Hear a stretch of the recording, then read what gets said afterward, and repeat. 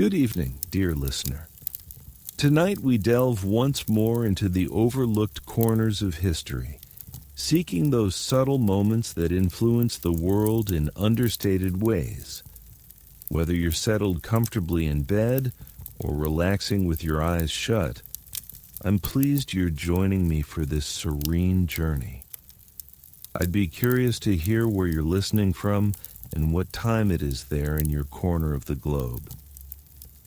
Are you starting your day or preparing to fall asleep with echoes of the past in your mind? If these tranquil explorations through time are appealing to you, please consider subscribing. Many more such evenings await us. What I'm about to share will upend all your assumptions about Victorian propriety. Beneath the polished facade of refined ladies overseeing their homes and hosting tea gatherings, a silent epidemic was stealthily taking lives in parlors across England and America. These women weren't lawbreakers or social rejects. They were mothers, spouses, daughters, and cornerstones of their communities who fell prey unwittingly to the most hazardous wonder remedy of their time. In this series, I'll guide you into the concealed realm of Victorian opium addiction, where the boundary between remedy and toxin faded entirely. We'll explore the poignant tales of actual women whose names were mentioned only in whispers, whose enigmatic passings were dismissed as anxious disorders or fragile health. But first, allow me to illustrate the true extent of this quiet catastrophe. Consider Charlotte Winslow, whose experience grew sadly typical in the Victorian period. In 1853, Charlotte embodied all that society demanded of a genteel woman. She ran her husband's Boston home with exacting order, nurtured 3 children with steadfast commitment, and always attended every philanthropic event. Yet behind those closed doors, Charlotte waged a struggle that would eventually end her life. It began quite harmlessly. Following the challenging delivery of her youngest daughter, Charlotte's doctor recommended laudanum for what he termed her nervous fatigue. Just a couple of drops in water, taken in the morning and evening, to soothe her nerves and rebuild her vitality.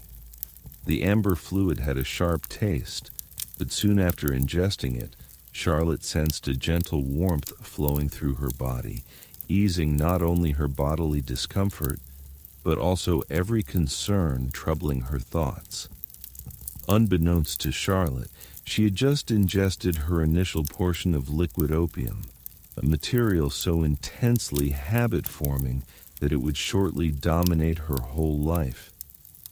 In a matter of weeks, the assigned amounts failed to deliver the prior comfort.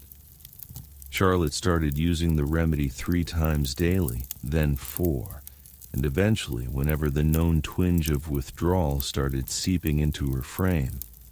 The most cunning element of this sorrow was how utterly accepted laudanum had become in Victorian culture.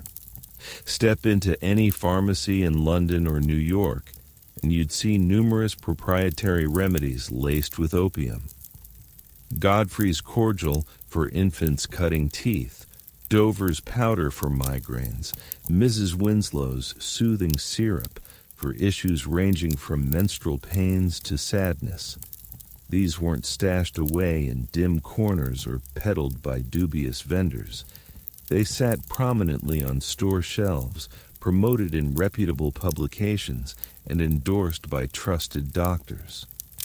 For Victorian women, laudanum wasn't merely a treatment, it was deliverance. During a time when women possessed almost no authority over their own bodies or existences, when they were required to bear childbirth silently, handle homes unaided, and stifle all feelings except mild satisfaction, laudanum granted something invaluable: respite. A mere few drops could turn a day filled with unending home tasks into one that felt manageable. It could hush the cries of colicky infants, alleviate the agony of yet another tough pregnancy, and offer a short reprieve from the overwhelming burden of cultural demands. However, this refuge carried a cost that most women only uncovered when it was much too late. The very traits that rendered laudanum so enticing also rendered it profoundly addictive. The opium didn't simply dull pain.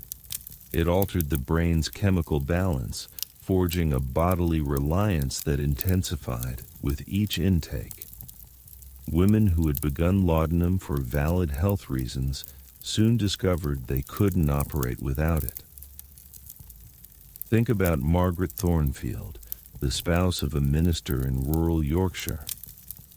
Margaret started laudanum after acquiring what her physician labeled neuralgia, a broad diagnosis Victorian doctors frequently applied when they couldn't pinpoint a particular illness. The remedy performed splendidly at the outset. Margaret's puzzling pains vanished, and she felt more vigorous and competent than she had in ages. She immersed herself in her responsibilities as a clergyman's wife with fresh zeal, arranging relief efforts and calling on the ill with unyielding passion. But as the months went by, Margaret observed worrisome shifts. The intervals between doses grew harder to bear. She would awaken at night soaked in perspiration, her pulse pounding with unaccountable fear. In the daytime, she caught herself fixating on the clock, tallying the hours until her next serving. When she attempted to cut back the quantity, as her inner voice sometimes urged, she was hit with manifestations so intense she believed death was near. Her limbs would tremble without restraint, her gut would churn with sickness, and surges of hopelessness would engulf her so fiercely that she scarcely left her chamber. Margaret's husband, a compassionate yet innocent man who had full faith in his wife's goodness and his doctor's insight, never imagined that his wife's remedy was gradually ruining her. Like most individuals of his day, he thought addiction was a character flaw that struck only the feeble-minded and corrupt. The notion that his devout, loyal wife could grow reliant on a prescribed remedy was utterly inconceivable. This obliviousness to the truth of laudanum addiction wasn't limited to Margaret's spouse. Victorian culture had crafted an intricate myth around opium consumption that permitted upstanding folks to uphold their denial despite mounting proof. When women started ingesting larger portions of their remedies, it was ascribed to deteriorating medical states needing more potent care. When they grew reclusive and apathetic, it was faulted on womanly fragility or anxious ailments. When they perished abruptly and inexplicably, it was labeled as cardiac arrest or cerebral inflammation. The reality was much darker. These women weren't yielding to obscure diseases. They were succumbing to opium overdoses, at times unintentionally as their resistance built and they misjudged their intake, at times purposefully as the load of their habit grew intolerable. But since laudanum fatalities frequently imitated organic causes, and families were eager to safeguard their standing, the full magnitude of the outbreak stayed concealed. Victorian comprehension of addiction was rudimentary at most. Physicians knew opium could form habits, but they greatly downplayed its strength and presumed that honorable people would instinctively curb their usage via ethical self-control. They didn't grasp that physical reliance could surmount even the firmest resolve, and they lacked useful remedies for withdrawal. When sufferers reported issues after lowering their laudanum amount, doctors commonly saw this as proof they still required the remedy, unwittingly promoting ongoing use. The seclusion of Victorian women exacerbated the issue. Unlike men who might meet fellow opium users in dens or via social ties, Women ingested their laudanum in the seclusion of their residences, frequently unaware they weren't isolated in their plight. They had no means to share their ordeals or find aid from others who comprehended their situation. Each woman thought her escalating reliance was a private shortcoming, a concealed disgrace that had to be masked no matter what. This disgrace was heightened by the period's strict gender norms. Victorian women were meant to be ethical sentinels, pure and disciplined figures who uplifted their households through their integrity. The concept that they might fail to govern their remedy intake clashed with all that society held about female essence. Women who acknowledged their reliance confronted an unfeasible decision, confess their issue and hazard societal ruin, or persist with laudanum and wish they could reclaim command before it was overdue. Most opted to carry on quietly, devising intricate ruses to conceal their rising intake. They would patronize several pharmacies to evade doubt, assert they were acquiring remedies for unwell kin, or dispatch staff on tasks to buy laudanum from outlets around the city. Some grew adept at blending their husband's brandy with laudanum, forming a concoction that could be drunk publicly without prompting inquiries. Others concealed containers all over their homes, guaranteeing they would never lack their remedy. The monetary expense of sustaining a laudanum routine could be ruinous. As endurance rose, women demanded bigger and more regular portions to gain the same outcome. What had commenced as a few cents worth of remedy weekly could ultimately devour a large chunk of the family finances. Women would vend jewels, pawn home goods, or devise clever methods to siphon cash from their home allotments to finance their acquisitions. Some even turned to pilfering, snatching coins from their husbands' wallets or their kids' savings jars when urgency overrode their principles. But maybe the most heartbreaking facet of the laudanum outbreak was how it stripped women of their bonds with their offspring. Mothers who had once been caring and attentive turned aloof and erratic under opium's sway. They might appear abnormally cheerful and lively right after dosing, then grumpy and distant as the influence faded. Children came to interpret these emotional patterns, nearing their mothers warily in the positive phases and steering clear during the negative ones. Some mothers, seeing the harm their habit was inflicting, made frantic efforts to cease. They would dump their laudanum in the sink during bursts of determination, only to hurry servants to the pharmacy later when withdrawal pains grew unendurable. Others sought to taper their amounts slowly, noting precise measures on their vials and establishing rigid timetables for use. But without healthcare backing or knowledge of the process, these tries nearly always collapsed. The medical community's lack of knowledge about addiction care meant that women who pursued assistance often got guidance that aggravated their circumstances. Doctors might advise changing to various opium mixtures, thinking diversity would somehow lessen reliance. They ordered extra substances like alcohol or chloral hydrate to handle withdrawal signs, frequently generating fresh habits beside the initial one. Some medics suggested total seclusion, confining women in exclusive retreats where they received yet more laudanum to keep them tranquil and obedient. The anguish of these women showed in manners that would astonish today's views.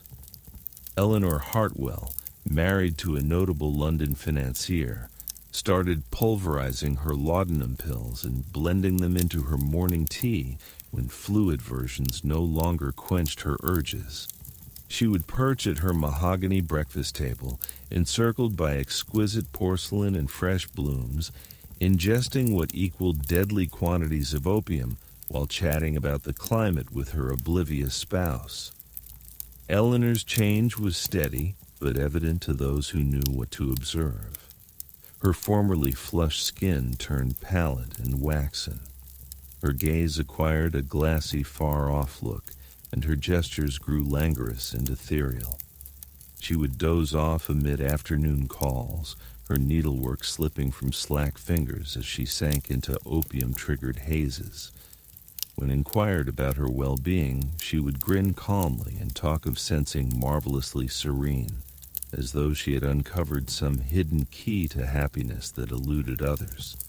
The staff in these opulent homes often turned into unwitting partners in their ladies' habits. Mary O'Brien, Eleanor's personal attendant, later remembered being dispatched on ever more frequent trips to various chemists across London. Mrs. Hartwell would allege she required remedies for assorted complaints, a migraine cure for the chef, digestive aids for guests, sleep potions for her fretful sibling.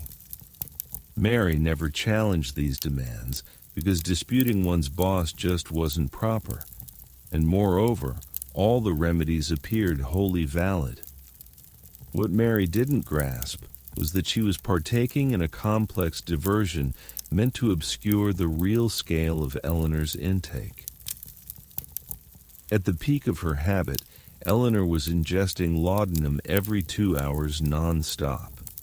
She stashed vials in her jewelry case behind volumes in the study, even stitched into her winter coat's hem.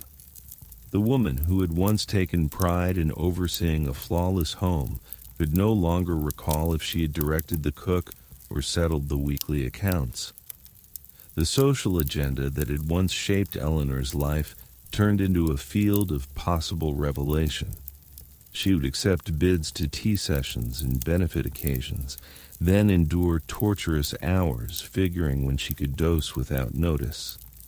Sometimes she would step away several times in one afternoon visit, citing ladylike unease, while she withdrew to partake in laudanum in the hostess's dressing room. Other times, she would show up at gatherings already deeply dosed, speaking too sluggishly and grinning too widely as her acquaintances traded concerned looks.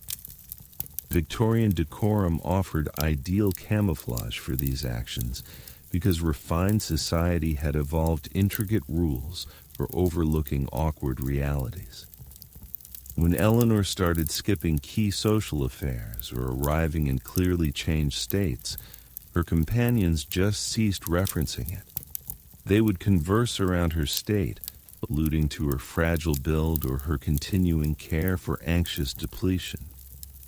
This pact of quiet permitted the habit to advance unhindered while upholding the pretense that all was utterly ordinary. The bodily decline of laudanum dependence followed a foreseeable course that era's physicians either missed or opted to disregard. Women would shed considerable weight as the opium curbed their hunger, but this was frequently lauded as stylish slenderness instead of seen as a marker of sickness. Their complexion would gain a sallow tint. Their dentition would start decaying from the perpetual exposure to sugary patent remedies, and their locks would turn fragile and dull. Yet these alterations were often linked to the usual impacts of maturing or the strains of home life. Perhaps most sorrowfully, the mental consequences of persistent laudanum consumption deprived these women of their intellectual sharpness precisely when they needed it to perceive their dilemma. The same substance that had first honed their attention and lifted their spirits began to muddle their discernment and hinder their recall. They would overlook dialogues they had just concluded, lose hours at a time, and render ever poorer choices regarding their remedy intake. Victoria Ashworth, a vicar's daughter from Bath, illustrated this mournful downturn. Once renowned for her keen humor and vast literary knowledge, Victoria started facing what she called mental haze after months of laudanum use. She would commence a book only to find she had perused the same section thrice without recollection. In talks, she would drop her line of thought midway through a phrase, gazing blankly at her interlocutors while straining to recall her words. Victoria's kin ascribed these shifts to the expected advancement of whatever obscure malady demanded her ongoing medication. They urged her to repose more, to spare her tender intellect from demanding texts or intricate ideas. This kindly counsel only hastened her fall, as the solitude and cerebral idleness rendered her more reliant on laudanum for arousal and solace. The link between laudanum habit and Victorian wedlock customs added further strata of woe. Wives were anticipated to be upbeat, obedient, and intimately accessible to their mates, irrespective of their personal sentiments or bodily condition. Laudanum supplied a synthetic answer to this unattainable standard, enabling women to carry out their spousal roles while staying emotionally detached from the act. Some women commenced extra portions before close encounters, employing opium to desensitize themselves to undesired physical contact. This employment of laudanum as a handling tool for marital assault, though never openly admitted or debated, grew alarmingly prevalent among Victorian women. The drug let them detach from painful ordeals while preserving the veneer of dutiful obedience. Husbands frequently read their wives' drugged passivity as fulfillment, never realizing they were basically violating insensible women. The gestation ordeals of laudanum-dependent women were especially dreadful. Opium penetrates the placental wall easily, signifying that fetuses were subjected to the drug during their growth.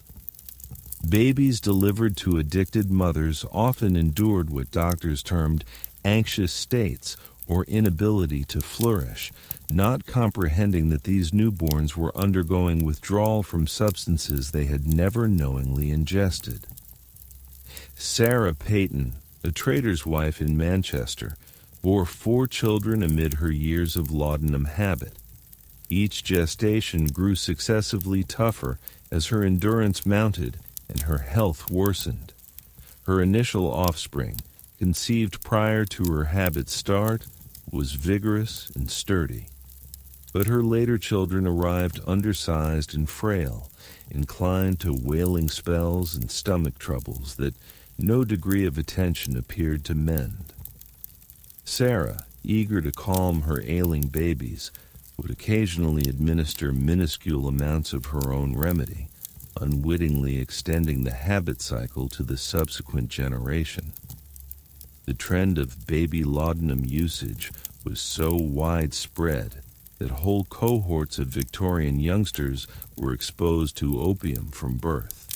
Proprietary remedies aimed at infants held considerable quantities of the drug, and mothers habitually dosed restless babies to keep them hushed and docile.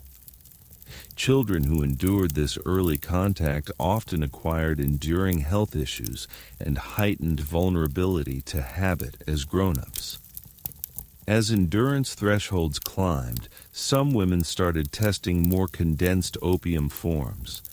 They would buy unprocessed opium from mariners back from the East Indies, or locate Chinese migrants who could supply sturdier mixtures.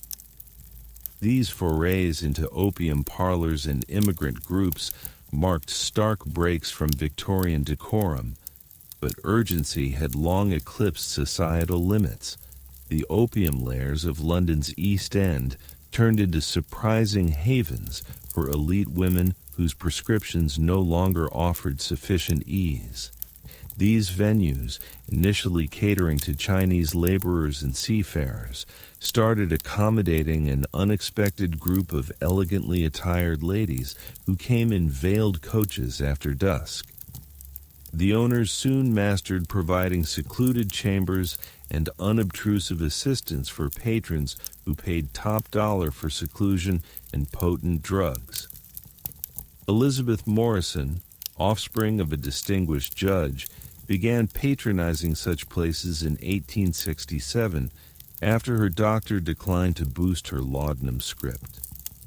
Cloaked in simple attire and escorted by her most reliable servant, Elizabeth would sneak through rear doors of Limehouse opium houses, pursuing the unadulterated drug that her polished remedies could no longer deliver. She would recline on silk pillows next to Chinese workers and overseas sailors, all distinctions of rank and ethnicity vanishing in their joint chase of opium visions. These ventures grew ever riskier as Elizabeth's habit advanced. The dense opium found in the dens was vastly more powerful than anything she had known via medical paths, and her endurance estimates proved lethally wrong. On a mist-veiled night in November, Elizabeth took what she deemed her standard amount, only to fall into a coma from which she never roused. Her remains were found the following morning by her distressed servant, but the formal death cause was noted as cardiac failure to preserve her kin's honor. The concealments around laudanum fatalities evolved into an artistry among Victorian clans, frantic to defend their societal rank. Doctors were frequently complicit in these frauds, knowing that truthful death documents would wreck whole family heritages. They would inspect clearly overdosed corpses and certify demises as due to consumption, cerebral fever, or abrupt heart stoppage. Burial rites would highlight the departed's merit and devotion, omitting any reference to the laudanum vials gripped in their dead hands. The ornate burial of Elizabeth Morrison served as a model for how Victorian culture handled these sorrowful deaths. Her father, Judge Morrison, gave a touching oration about his daughter's tender build and her valiant fight against nervous depletion. The attendees, clad in their best ebony silk, nodded gravely as he recounted Elizabeth's benevolent deeds and mild disposition. None alluded to the vacant laudanum containers scattered in her sleeping quarters, or the dubious details of her passing in London's East End. This pact of hush stretched well past single families. Periodicals of the time crafted their own veiled terms for reporting laudanum deaths. They would portray women as yielding to extended maladies or anxious disorders, meticulously evading any nod to the opium that had truly slain them.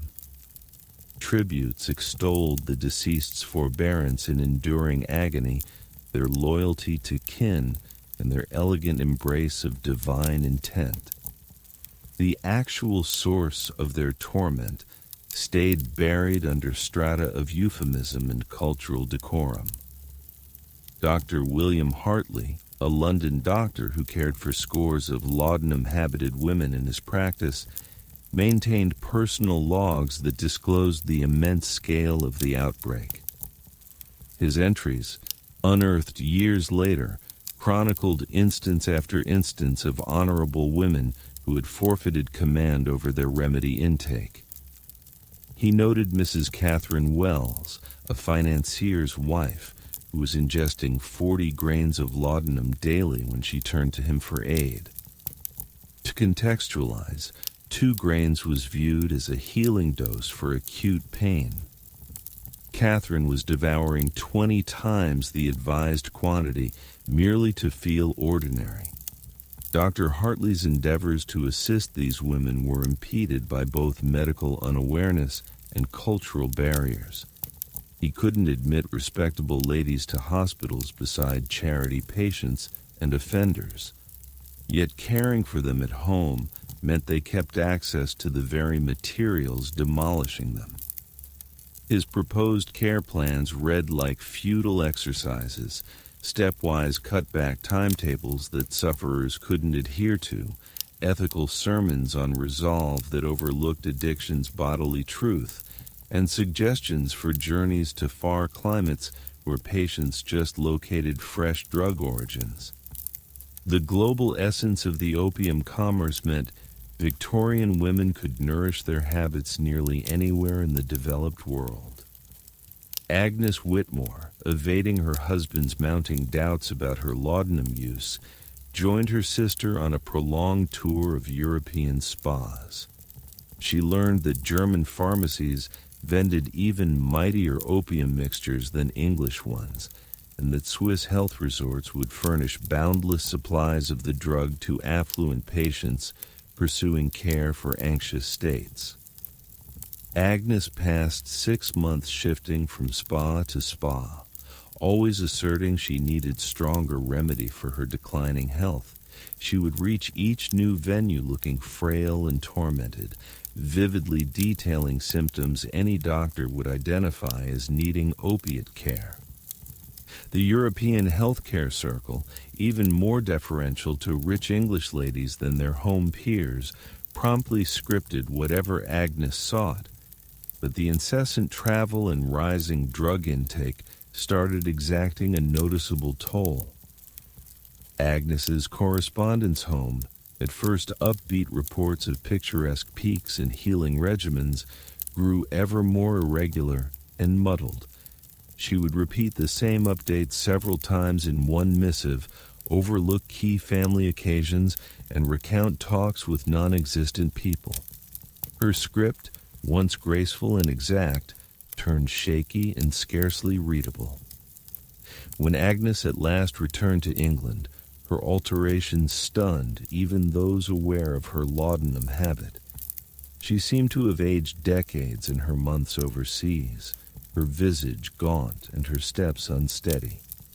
She spoke in murmurs, as if fearful that regular speech might fracture her brittle poise. Most alarming, she appeared to dwell in a constant state of bewildered bliss, smiling calmly while addressing tragic matters and replying to unposed queries. Agnes's husband, at first thankful for her seeming tranquility after years of seeing her fretful unrest, slowly grasped that something was gravely amiss. His wife would sit for hours gazing at void, sporadically whispering to herself in tongues he didn't know. She would neglect eating for days, then abruptly devour huge meals before regurgitating all. She started donning the same garments repeatedly, apparently oblivious that they were getting dirty and creased. The staff in the Whitmore home observed their lady's downfall with rising dread. Mary, the chief housekeeper, later remembered uncovering dozens of empty laudanum vials hidden across Agnes's chamber. Some were tucked in hat cases, others slipped behind tomes or sewn into gown pockets.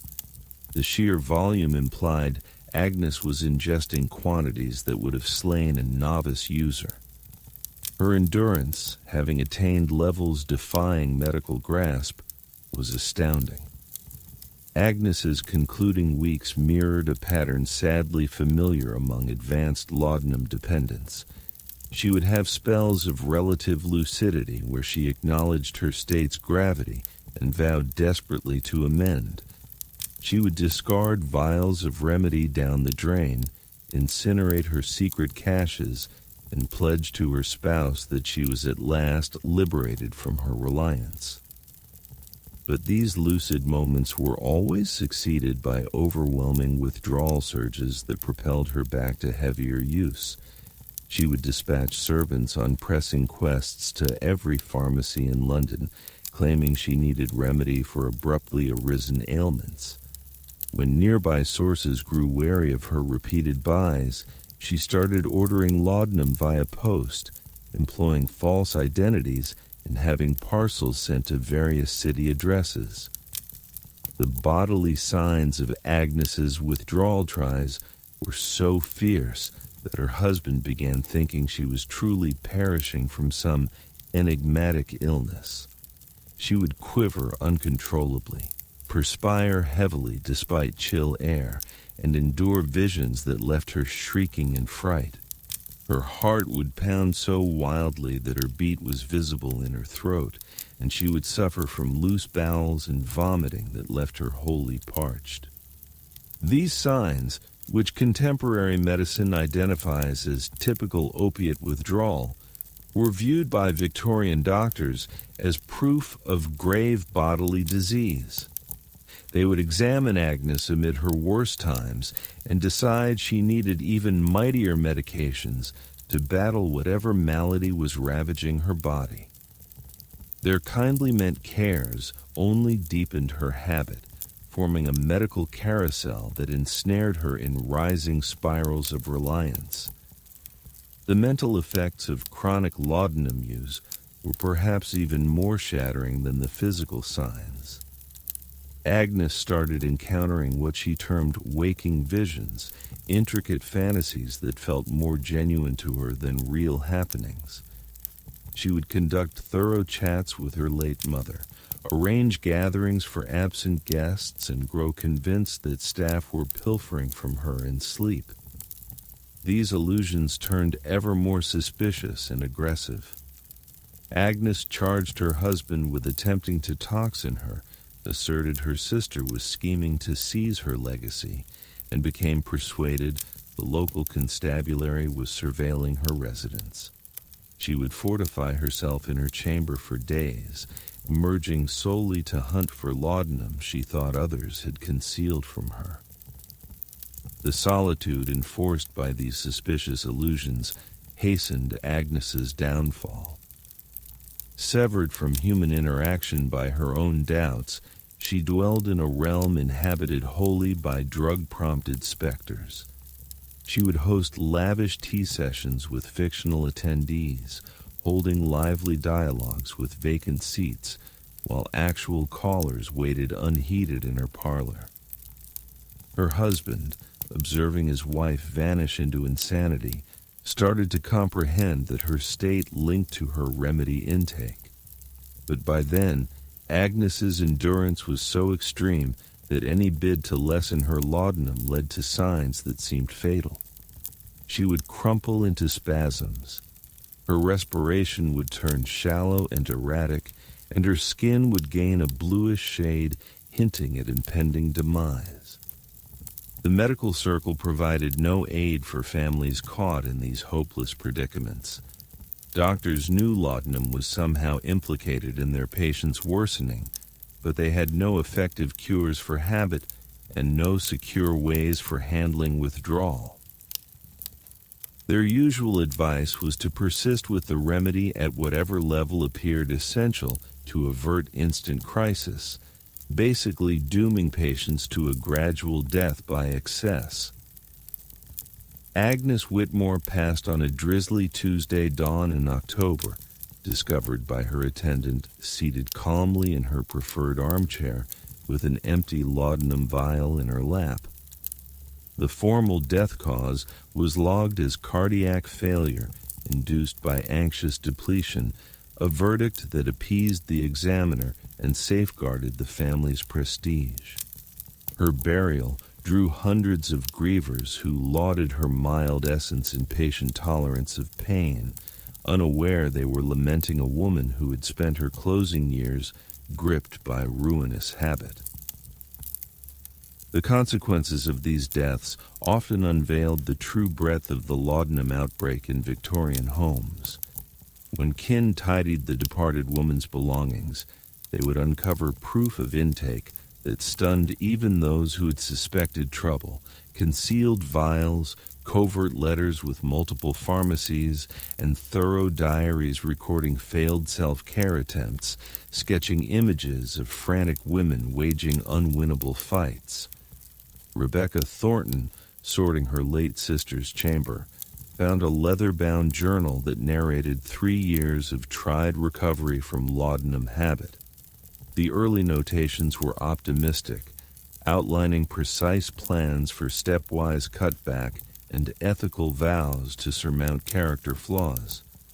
But as months advanced, the notations grew ever more frantic and disjointed. The last pages held only tally lines, evidently counting daily doses, with figures climbing steadily until the script halted completely. These findings compelled families to face uneasy truths about their loved ones' final years. They realized behaviors they had linked to sickness or oddity were really habit symptoms. The enigmatic mood shifts, the repeated ailments needing isolation, the slow retreat from social pursuits, all abruptly made dreadful sense through the prism of opiate reliance. Some families elected to draw lessons from these insights, turning into champions for improved addiction awareness and cautious prescribing. But most merely demolished the proof and upheld the myth that their kin had died from natural reasons. The disgrace tied to habit was so deep that even demise couldn't vanquish it, and Victorian culture kept feigning that laudanum reliance was a scarce event afflicting only the ethically frail. The fiscal influence of the laudanum commerce forged mighty interests committed to preserving the current order. Drug firms amassed riches, vending opium-laced proprietary remedies to unaware buyers, and they battled fiercely against any regulation or change tries.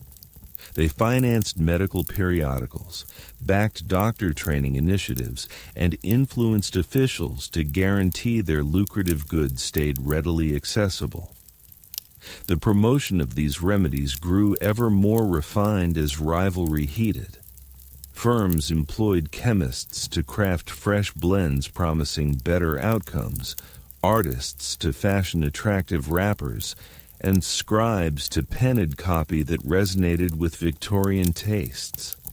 They backed endorsements from content buyers, though they meticulously shunned mentioning their goods' habit risk. Mrs. Pemberton's miracle tonic vowed to heal all from aches to heartache, while Dr. Morrison's Lady's Friend specifically aimed at women enduring feminine woes. These items were sold not as narcotics, but as wellness aids, vital instruments for upholding the subtle equilibrium needed for correct female operation. The ads implied that any woman not employing these concoctions was shirking her obligation to her kin and self. The endorsements in papers and journals depicted wondrous healings and renewed joy. Mrs. J.W. of Birmingham penned that Dr. Morrison's blend had rescued her union by letting her perform her wifely roles with fresh ardor. Miss S.T. of York attributed Mrs. Pemberton's tonic with banishing her gloom and restoring her trust in heavenly guidance. These artfully made approvals rendered laudanum use seem not merely tolerable, but honorable. Beneath these triumph tales lay a gloomier truth of women ensnared in reliance loops they couldn't flee. The same firms that issued radiant endorsements also got frantic missives from buyers pleading for aid with issues they couldn't share with anyone. These letters, kept in company files, exposed the human toll of the laudanum trade in poignant detail. Mrs. Caroline Foster wrote to the maker of her preferred proprietary remedy, describing how she had advanced from the suggested dose twice daily to gulping whole bottles in one go. She implored for advice on lessening her intake without enduring the awful signs that came with any cutback try. Her letter closed with a request for confidentiality, as she couldn't endure the idea of her husband discovering her plight. The firm's reply, if sent, is lost to time. But the trend of these letters indicates makers knew well their goods' habit potential and chose to overlook it for sustained gains. They kept promoting laudanum blends as secure and advantageous while getting routine accounts of the ruin these items wrought in their buyers' lives. The medical field's involvement in the laudanum outbreak went beyond mere unawareness of habit. Many doctors had monetary ties to drug firms, getting payments for suggesting specific items or permitting their names in ad materials. Others held shares in medicine production companies or ran their own proprietary remedy ventures alongside. This mesh of fiscal enticements forged a setup where those who should have shielded patients from hazardous drugs instead advocated their use.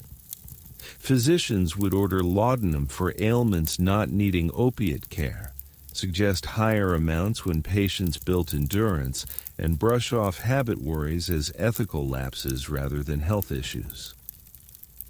Dr. Harrison Blackwell, a notable London doctor, exemplified this corruption.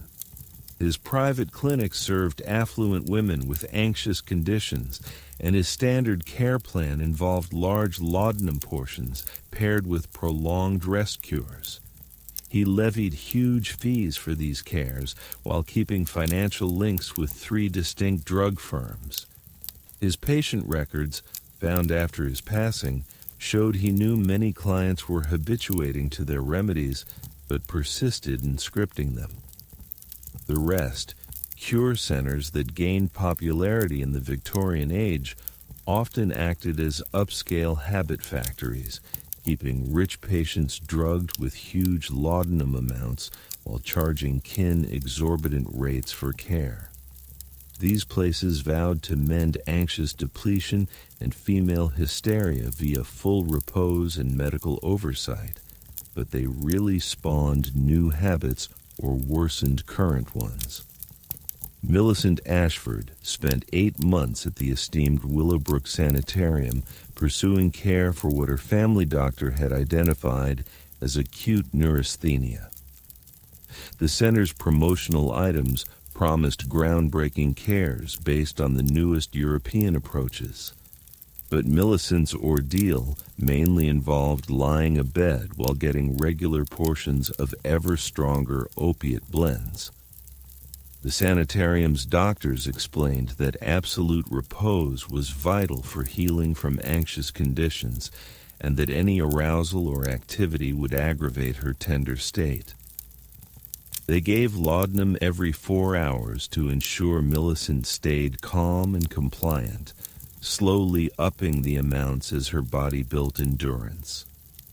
By her departure from Willowbrook, she was ingesting more opium than upon arrival, but her kin was informed her progress was remarkable. This model of systematized habit impacted hundreds of women across England and America. Families would dispatch their daughters, wives, and mothers to costly care centers, thinking they were supplying the finest possible aid for grave health issues. Instead, they were basically paying for their dear ones to grow more profoundly habituated to perilous drugs under medical watch. The mental manipulation used by these centers was especially sly. Patients who doubted their care or voiced worries about their rising medication needs were told such concerns were signs of their root conditions. Requests to lower laudanum amounts were seen as proof of unfinished healing, warranting continued care and higher charges. Women who tried to exit these centers before their doctors judged them prepared were often declared mentally unfit and detained against their wishes. The mix of legal power, family urging, and bodily reliance on facility-supplied drugs forged a system from which flight was almost impossible. The tales of these institutional casualties stayed mostly untold because the women were either too weakened to speak for themselves or too ashamed to confess what had befallen them. Many died while still confined to these centers, their passings blamed on the advance of their original anxious conditions rather than opiate overdoses. Others returned home so harmed by their ordeals that they never again operated as autonomous persons. The laudanum epidemic's effect on Victorian childhood has been mostly ignored by scholars, but proof suggests a whole generation matured in homes where maternal drug habit was the concealed standard. Children learned to gauge their mother's tempers through the filter of dosing timetables, instinctively knowing when it was safe to seek solace and when to vanish. These youngsters crafted survival tactics that would mold their characters lifelong. They grew hyper-alert, perpetually scanning adult conduct for hints of impairment or emotional volatility. They learned self-reliance at unusually tender ages, tending their own needs when their mothers were too drugged to notice them. Most heartbreakingly, they often faulted themselves for their mother's state, believing they had somehow caused the mysterious malady requiring constant remedy. The intergenerational passage of trauma from the laudanum epidemic would resonate through Victorian families for decades.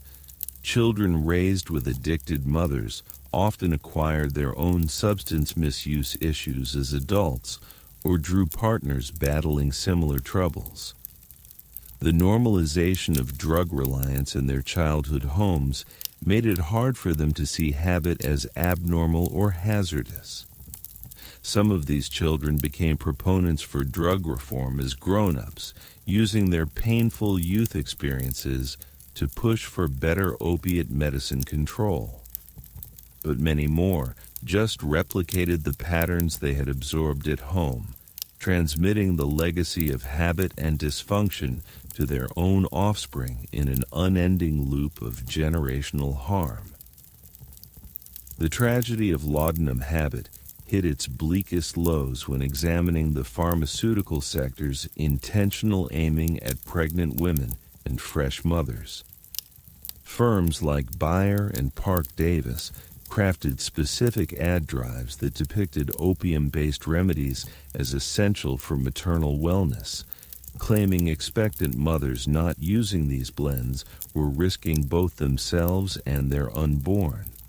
Dr. Samuel Richardson's maternal cordial promised smooth births and healthy infants, while Mrs. Hartwell's nursing mother's friend assured plentiful milk and calm temperaments. These goods contained enormous opium levels, often surpassing concentrations in remedies marketed to the general populace. The makers knew pregnancy and birth created captive audiences of women desperate for relief from bodily and emotional torment. Helena Blackwood learned this during her fourth pregnancy in 1862. After 3 hard labors that had left her weakened and worried, Helena's doctor suggested Dr. Richardson's blend to guarantee a easier delivery. The remedy seemed wondrous during her gestation, banishing the queasiness and mood swings that had marred her prior experiences.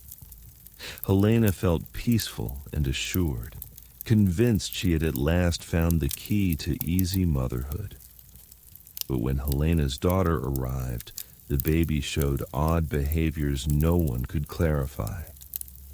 Little Margaret would shriek for hours without clear reason, her tiny frame stiff with strain that nothing seemed to ease. She refused to feed properly, averting from her mother's breast with apparent distress.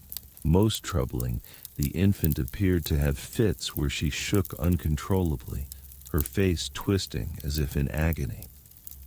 The family doctor blamed these signs on a nervous disposition inherited from Helena's fragile build. He advised continuing the maternal cordial through nursing to ensure Helena's milk carried soothing qualities to her restless baby. What he didn't grasp was that baby Margaret was enduring withdrawal from opium received via the placenta, and the persisting Helena's medication would only continue the infant's habit through breast milk.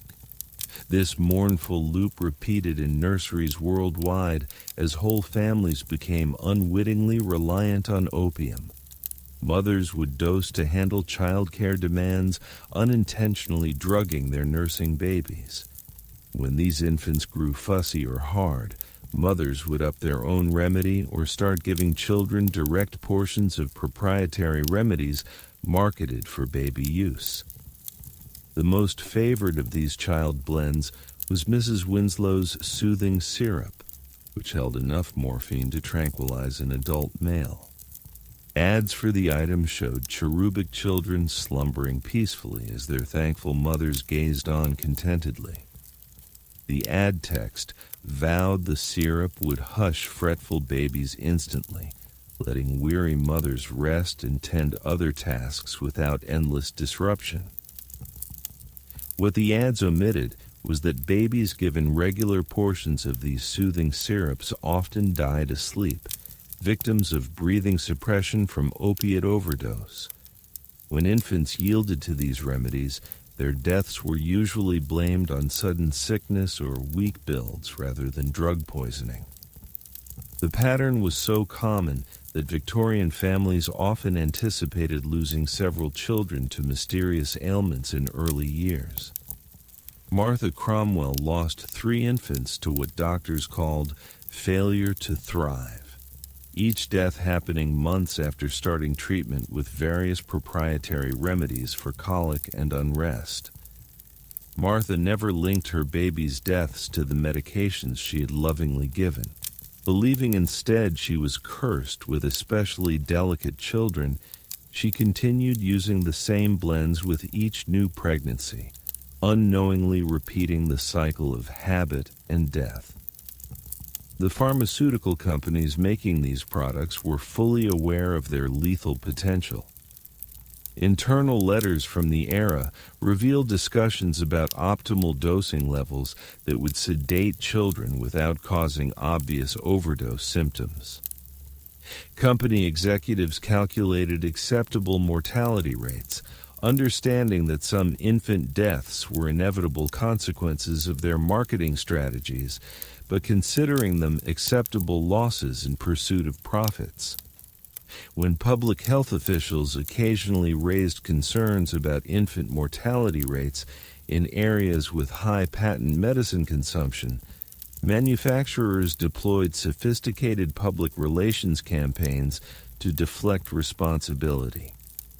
They funded medical studies that attributed infant deaths to poor sanitation, inadequate nutrition, or genetic weaknesses. They sponsored educational programs that taught mothers to recognize signs of infant illness while carefully avoiding any mention of medication-related symptoms. The most insidious aspect of pediatric opium marketing was how it normalized drug dependence from birth. Children who survived their early exposure to these medicines often developed lifelong cravings for opiate substances. They would seek out laudanum as teenagers for minor ailments, having learned from infancy that chemical solutions were preferable to natural discomfort. Thomas Whitfield, born to a laudanum-addicted mother and dosed with soothing syrups throughout his infancy, began stealing his mother's medicine at age 14. He had discovered that small amounts of laudanum eliminated the mysterious aches and restlessness that had plagued him since childhood, not understanding that these symptoms were actually withdrawal effects from the opium he had consumed as a baby. By the time Thomas reached adulthood, he was purchasing laudanum in quantities that shocked even experienced apothecaries. His tolerance, developed through years of intermittent exposure beginning in the womb, allowed him to consume doses that would have killed other young men. He moved through a series of jobs and relationships, unable to maintain stability while battling an addiction he had never chosen to acquire.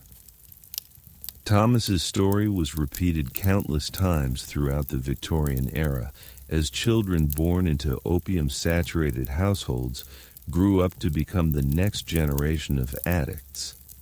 The pharmaceutical industry had essentially created a self-perpetuating market by ensuring that addiction would pass from parent to child like a hereditary disease. The international scope of the laudanum trade created additional complications for families trying to understand or address addiction problems. Opium poppies cultivated in Turkey, India, and China were processed into various preparations in European laboratories, then shipped worldwide with minimal regulation or quality control. The same base ingredients might be formulated into dozens of different products with wildly varying potencies. Isabella Pembroke discovered this dangerous variability during a family trip to continental Europe in 1868. Having maintained her laudanum addiction for several years using consistent British preparations, Isabella found herself in crisis when her usual medicines proved unavailable in French apothecaries. The laudanum she purchased in Paris was significantly stronger than what she was accustomed to, leading to an accidental overdose that left her unconscious for 2 days. Isabella's husband, still unaware of the true nature of her condition, summoned local physicians who diagnosed her collapse as a severe attack of nervous exhaustion brought on by travel fatigue. They prescribed additional opium-based medicines to restore her strength, inadvertently worsening her already dangerous level of intoxication. Isabella spent the remainder of their European vacation in a semi-conscious state, her family attributing her condition to the delicate health that had always required careful medical management. The lack of standardization in international drug manufacturing created a deadly lottery for addicted women who found themselves away from their usual suppliers.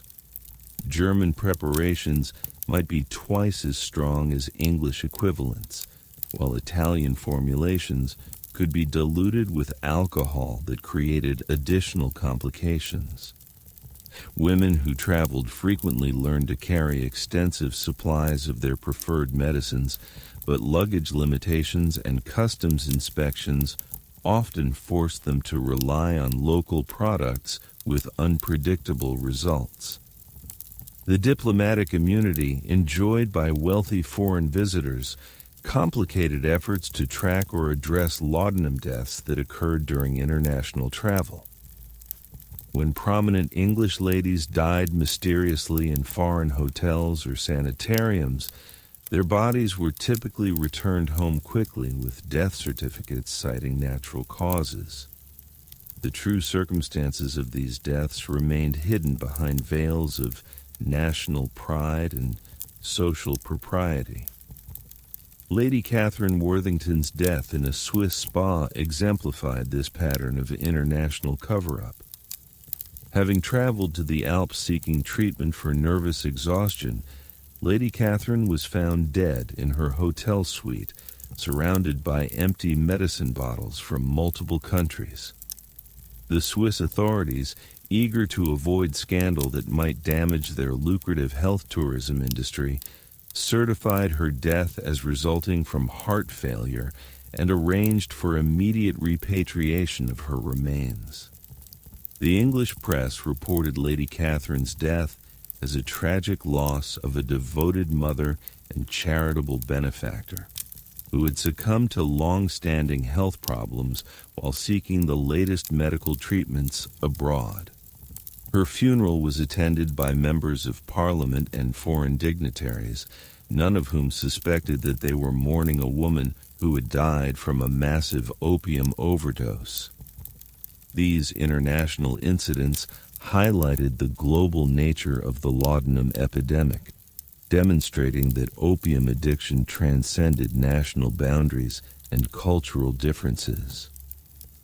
Wealthy women from every developed nation were falling victim to the same dangerous medicines, and their deaths were being concealed by the same elaborate networks of professional and social complicity.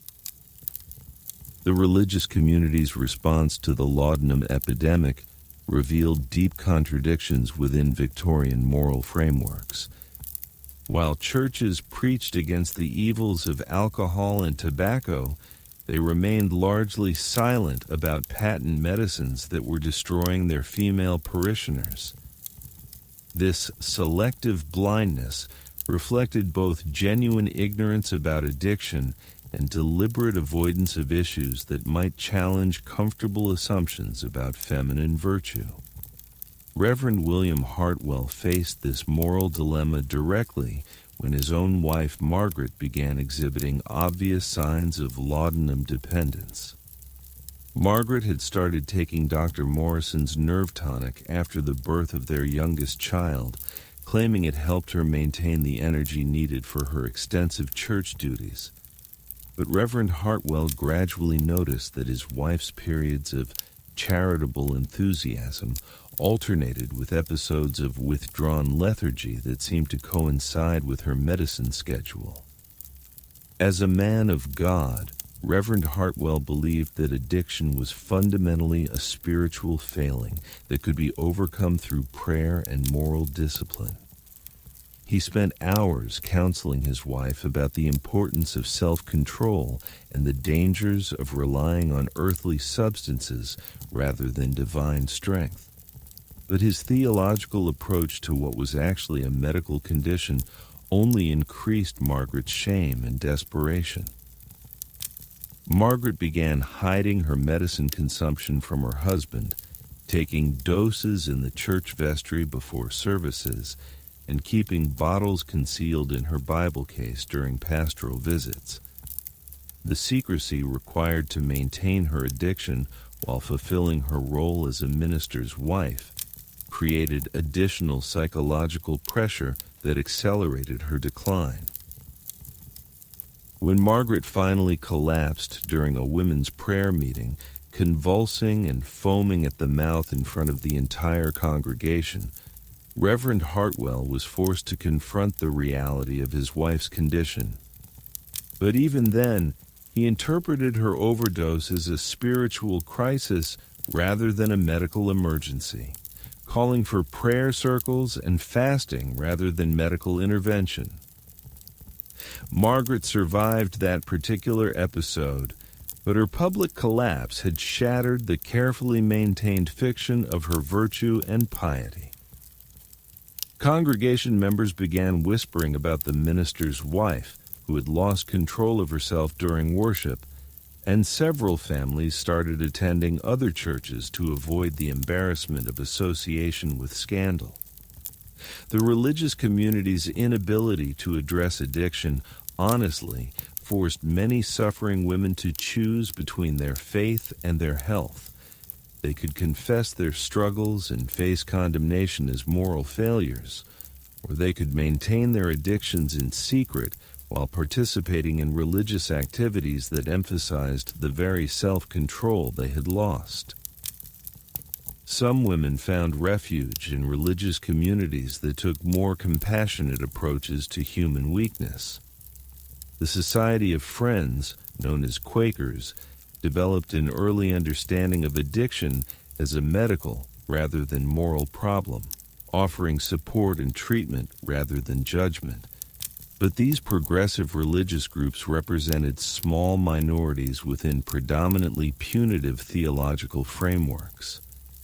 The economic pressures created by laudanum addiction often forced women into increasingly desperate measures to fund their drug purchases.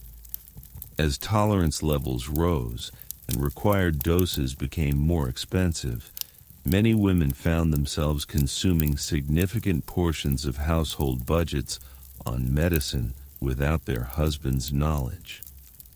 Constance Fairfax developed an elaborate system of financial deception to support her escalating laudanum consumption. She would purchase expensive household items from merchants who agreed to inflate their invoices, then return the goods for cash refunds that she used to buy medicine. She convinced tradespeople to bill her husband for services never rendered, keeping the payments for her own use. Most ingeniously, she began hosting charity fundraising events where she would skim donations intended for orphanages and hospitals. Constance's financial manipulations worked for nearly 2 years before her husband discovered discrepancies in their household accounts. By that time, she had embezzled hundreds of pounds from various sources, creating debts that threatened to destroy her family's social standing and financial security. When confronted with evidence of her theft, Constance broke down and confessed not only to the financial crimes, but to the laudanum addiction that had driven her to desperate measures. Her husband, a respected banker who had built his reputation on financial integrity, faced the impossible choice between exposing his wife's crimes and covering up behavior that violated everything he claimed to believe about honesty and moral responsibility. The family ultimately chose concealment over justice, repaying the stolen funds and fabricating explanations for the financial irregularities. Constance was quietly sent to a private sanitarium where she could receive treatment away from public scrutiny. But the shame and stress of her exposure triggered a final overdose that ended her life within weeks of her admission. The pattern of financial crime driven by laudanum addiction was far more common than Victorian society ever acknowledged. Women who had never contemplated dishonesty found themselves stealing from their children's education funds, pawning family heirlooms, and manipulating household accounts to support drug habits they couldn't control. The shame associated with these crimes was often worse than the physical effects of the addiction itself. Women who had defined themselves through their moral virtue found that laudanum dependence had transformed them into thieves and liars, destroying their self-concept along with their health. Mary Elizabeth Thornton, a judge's daughter who had always prided herself on her impeccable character, began her descent into financial crime by taking small amounts from her household allowance to purchase extra medicine. But as her tolerance increased and her needs became more expensive, she progressed to forging her father's signature on bank drafts and selling family jewelry without permission. When Mary Elizabeth was finally caught attempting to pawn her grandmother's silver tea service, the family scandal was so overwhelming that she attempted suicide rather than face the consequences of her actions. She survived the overdose that was meant to end her life, but the brain damage caused by oxygen deprivation left her permanently impaired and institutionalized. The intersection of laudanum addiction and Victorian marriage laws created particularly tragic situations for women whose husbands discovered their drug dependence. Under the legal doctrine of coverture, married women had no independent legal identity and could be committed to asylums or treatment facilities entirely at their husband's discretion. Some husbands used these legal powers compassionately, seeking the best available treatment for wives they genuinely wanted to help.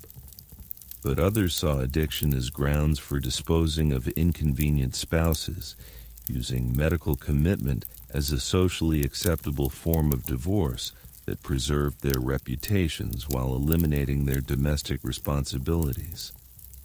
Vivian Blackstone discovered this harsh reality when her husband learned about her laudanum use through servants' gossip. Rather than offering support or seeking medical consultation, Mr. Blackstone immediately began proceedings to have Vivian declared mentally incompetent and committed to a private asylum. He claimed that her drug use proved she was incapable of rational thought and posed a danger to their children's moral development. The commitment hearing was a travesty of justice that highlighted the legal powerlessness of Victorian women. Vivian was not permitted to speak in her own defense or to call witnesses who might testify to her competence. Her husband's word, supported by a family physician who had examined her while she was heavily sedated, was sufficient to strip her of all legal rights and consign her to indefinite institutional confinement. Vivian spent the final 8 years of her life in Brookhaven Asylum, a private facility that specialized in housing inconvenient family members from wealthy households. She was kept continuously medicated with the same laudanum that had destroyed her freedom, ostensibly to prevent the violent outbursts that never actually occurred.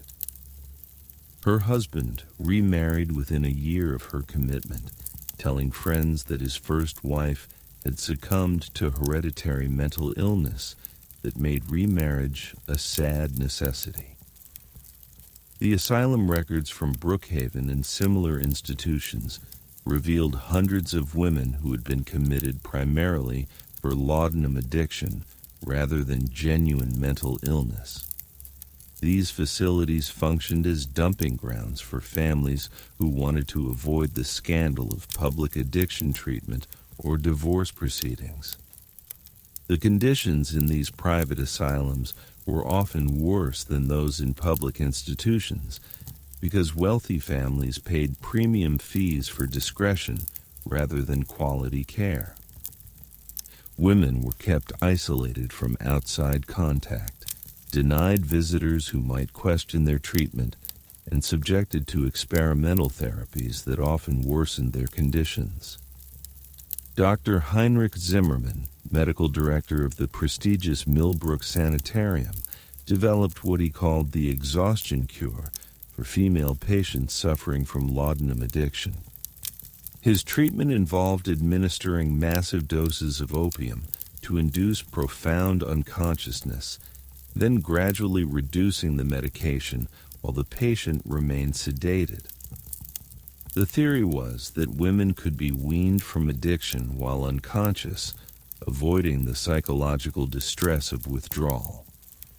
In practice, Zimmermann's exhaustion cure killed more patients than it helped. Women would slip into comas from which they never awakened, or would emerge from sedation so brain damaged that they required permanent institutional care. But the treatment continued for years because families were desperate for any solution that promised to restore their loved ones' respectability. The few women who survived these experimental treatments and eventually gained release from private asylums often found that their years of institutionalization had destroyed any possibility of returning to normal life. They had lost touch with their children, who had been told their mothers were dead and had been replaced in their social circles by women who had maintained their reputations intact. Elizabeth Harrington spent 6 years at Millbrook after being committed for laudanum addiction, emerging finally when her husband's business failures made continued private treatment financially impossible. She returned to a world where her teenage children no longer recognized her friends had forgotten her existence, and her position in society had been permanently forfeited. Elizabeth's attempts to rebuild her life were hampered by the social stigma of having been institutionalized and by the physical damage caused by years of experimental treatment. She had lost most of her teeth, suffered from chronic tremors, and experienced memory problems that made complex tasks impossible. Most tragically, she had developed an even more severe addiction to the medications used during her treatment, leaving her worse off than when she had first sought help. The stories of these institutional survivors were rarely told because the women themselves were too damaged or ashamed to speak publicly about their experiences. But their silent suffering represented the ultimate failure of Victorian society's approach to laudanum addiction, demonstrating how medical ignorance and social prejudice could transform treatable conditions into lifetime tragedies. The international trade networks that supplied opium to Victorian consumers created opportunities for particularly unscrupulous operators to exploit addicted women. Smugglers and black market dealers recognized that wealthy ladies represented lucrative customers who would pay premium prices for reliable supplies of high-quality drugs. Captain James Morrison, a former East India Company officer, established a sophisticated distribution network that supplied laudanum to upper-class women throughout London and the surrounding counties. Morrison's operation was disguised as a legitimate import business, dealing in exotic spices and medicinal herbs. But his real profits came from the pure opium he smuggled in specially designed containers that escaped customs inspection. Morrison's customers included the wives of members of Parliament, prominent businessmen, and high-ranking military officers. He maintained detailed records of their purchases, using this information both to track their escalating consumption and to ensure their continued silence about his illegal activities. Women who attempted to reduce their purchases or seek alternative suppliers would receive anonymous letters reminding them of the social consequences that would follow if their addiction became public knowledge. The blackmail aspect of Morrison's business model reflected the vulnerability of laudanum-addicted women to criminal exploitation. Their desperate need for reliable drug supplies, combined with their terror of social exposure, made them perfect victims for unscrupulous dealers who understood how to leverage shame for profit. Margaret Ashworth became trapped in Morrison's web when her usual sources of laudanum proved inadequate for her escalating needs. Morrison promised to provide stronger preparations at reasonable prices, but gradually increased his charges while reducing the quality of his products. When Margaret protested, Morrison threatened to inform her husband about her purchases unless she agreed to recruit other customers from her social circle. Margaret found herself acting as Morrison's agent, introducing other addicted women to his services while receiving free supplies for her own use. The moral degradation of becoming a drug dealer while maintaining her facade as a respectable society matron accelerated Margaret's psychological deterioration and deepened her self-loathing. The criminal network surrounding the laudanum trade often employed violence against customers who attempted to escape their control or who threatened to expose their operations. Women who tried to report dealers to authorities would find themselves facing counter-accusations about their own illegal drug purchases, creating legal complications that discouraged official intervention. When Sarah Payton attempted to testify against the dealer who had been supplying her with adulterated laudanum, she discovered that her own medical records had been subpoenaed to demonstrate her history of drug dependence. The prospect of having her addiction revealed in open court terrified Sarah so completely that she withdrew her complaint and returned to purchasing from the same criminal who had been cheating her. This cycle of exploitation and intimidation kept many dangerous dealers in business for years, protected by their customers' fear of exposure. The legal system's inability to distinguish between victims and criminals in drug-related cases meant that addicted women received punishment rather than help when their situations came to official attention. The laudanum epidemic's impact on Victorian literature and arts has been largely overlooked, but many prominent female writers and artists of the era struggled with opium addiction that profoundly influenced their creative work. The drug's effects on perception and emotion created distinctive artistic styles that reflected both the euphoria and despair of chronic intoxication. Christina Rossetti, though her addiction was never publicly acknowledged during her lifetime, produced poetry that clearly reflected the experiences of laudanum dependence. Her verses about lost time, fractured memories, and overwhelming yearning resonated powerfully with other addicted women who recognized their own experiences in her carefully crafted metaphors. The artistic community's romanticization of opium use inspired partly by Samuel Taylor Coleridge's famous accounts of drug-induced creativity, provided cover for female artists whose addiction was destroying their lives and work.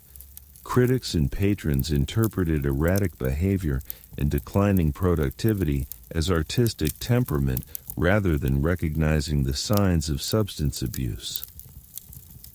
Millicent Hartwell, a talented painter whose work was beginning to gain recognition in London galleries, saw her career destroyed by laudanum addiction that gradually robbed her of the manual dexterity and visual acuity necessary for detailed artistic work. Her later paintings, created while heavily medicated, showed dramatic deterioration in technique and composition, but contemporary critics praised them as examples of bold new artistic movements. Millicent's family, proud of her artistic achievements and unwilling to acknowledge that her success had been built on drug-fueled productivity, continued supporting her career even as her addiction became increasingly obvious. They funded studio space, purchased expensive materials, and arranged exhibitions of work that showed clear evidence of impairment, maintaining the fiction that Millicent was developing innovative artistic techniques rather than losing control of her abilities. The tragic irony of laudanum's impact on female creativity was that the drug initially enhanced artistic perception and emotional intensity, allowing women to produce work of unusual power and originality. But this creative flowering was inevitably followed by decline and eventual artistic death as addiction progressed and tolerance levels rose. Many promising female artists and writers of the Victorian era simply vanished from public view after brief periods of recognition, their disappearances attributed to marriage, family obligations, or loss of artistic inspiration. But examination of private papers and family records suggests that laudanum addiction was the real cause of many interrupted careers as talented women found themselves unable to continue creative work while battling drug dependence. The loss of these artistic voices represented a cultural tragedy that Victorian society never acknowledged as an entire generation of female creativity was sacrificed to the laudanum epidemic that continued claiming victims in drawing rooms and artist studios across the civilized world. The publishing world of Victorian England became an unwitting accomplice in the laudanum epidemic through its promotion of female invalidism as a literary ideal.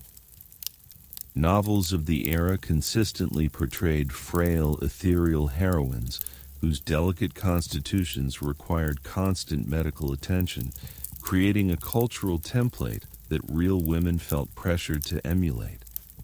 Publishers discovered that stories featuring beautiful suffering ladies resonated powerfully with female readers, many of whom were themselves struggling with the very conditions these fictional characters romanticized. Emma Whitfield, an aspiring novelist from Bath, found herself trapped between literary ambition and laudanum dependence in ways that would have seemed impossible to previous generations. Emma had begun taking Dr. Morrison's nervous remedy after reading serialized stories in the Ladies' Home Journal about sensitive heroines who required opiate medicines to function in harsh, unfeeling worlds. The fictional characters seem to offer a roadmap for transforming personal suffering into artistic authenticity. Emma's early writing, produced during the honeymoon phase of her laudanum use, possessed an otherworldly quality that impressed editors and readers alike. Her descriptions of emotional pain carried the vivid intensity of lived experience, while her depictions of feminine fragility resonated with women who recognized their own struggles in her carefully crafted prose. Publishers praised her work as representing the finest traditions of female literary sensibility. But as Emma's tolerance increased and her doses escalated, her writing began to reflect the darker realities of addiction rather than its initial euphoric effects. Her characters became increasingly passive and disconnected, spending entire chapters in dreamlike states that mirrored Emma's own drug-induced stupors.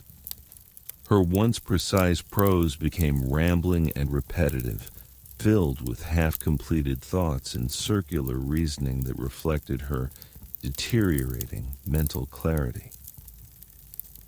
The publishing industry's response to Emma's declining work quality revealed how completely they misunderstood the connection between laudanum use and artistic production.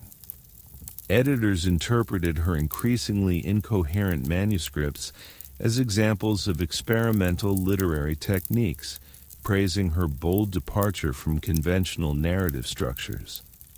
They encouraged Emma to explore these new directions, unknowingly pushing her toward even more extreme drug use as she struggled to recapture the creative insights that had made her early work so compelling.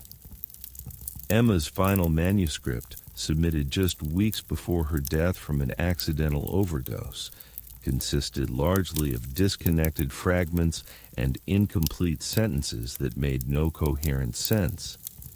Yet her publisher released it posthumously as her masterpiece, claiming that Emma had transcended traditional literary forms to create something entirely new. Critics hailed the work as a breakthrough in feminine expression, never realizing they were celebrating the literary equivalent of a suicide note.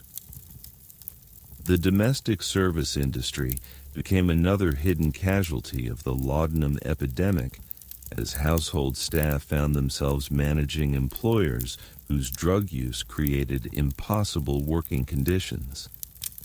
Servants were expected to maintain normal household routines while their mistresses existed in varying states of opiate intoxication, creating daily crises that required constant improvisation and discretion. Mrs. Eleanor Patterson, head housekeeper for the prominent Blackwood family, developed an intimate understanding of laudanum addiction through years of managing Lady Blackwood's increasingly erratic behavior. Eleanor learned to recognize the signs that indicated when her mistress had taken too much medicine, when she needed assistance walking without falling, and when she should be left alone to avoid triggering paranoid episodes. The moral burden placed on servants like Eleanor was enormous and largely unacknowledged. They were required to enable their employers' addictions through purchasing medicines, concealing evidence of drug use from other family members, and maintaining household functions when their mistresses were too intoxicated to provide direction. Yet, they were also expected to maintain absolute loyalty and discretion, never discussing their employer's conditions with anyone outside the household.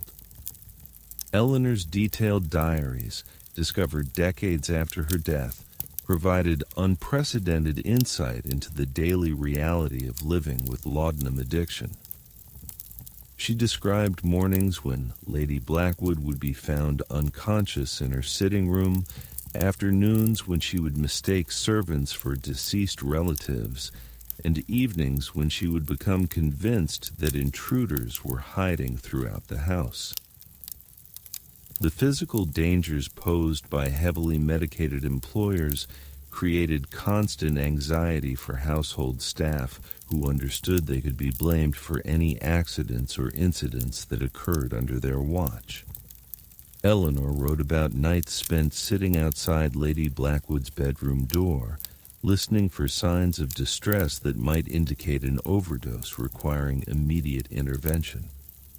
She described the terror of finding her mistress unresponsive, never knowing whether to call for medical help and risk exposing the family's secret, or to wait and hope that Lady Blackwood would regain consciousness naturally.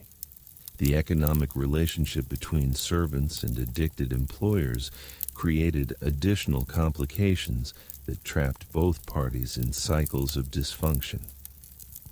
Lady Blackwood paid Eleanor significantly above normal wages, understanding that her discretion and specialized care were worth premium compensation. But this financial dependence made it impossible for Eleanor to seek other employment, even when Lady Blackwood's condition became dangerous for everyone in the household. Eleanor's position required her to become expert in managing laudanum overdoses, recognizing withdrawal symptoms, and providing basic medical care when physicians weren't available.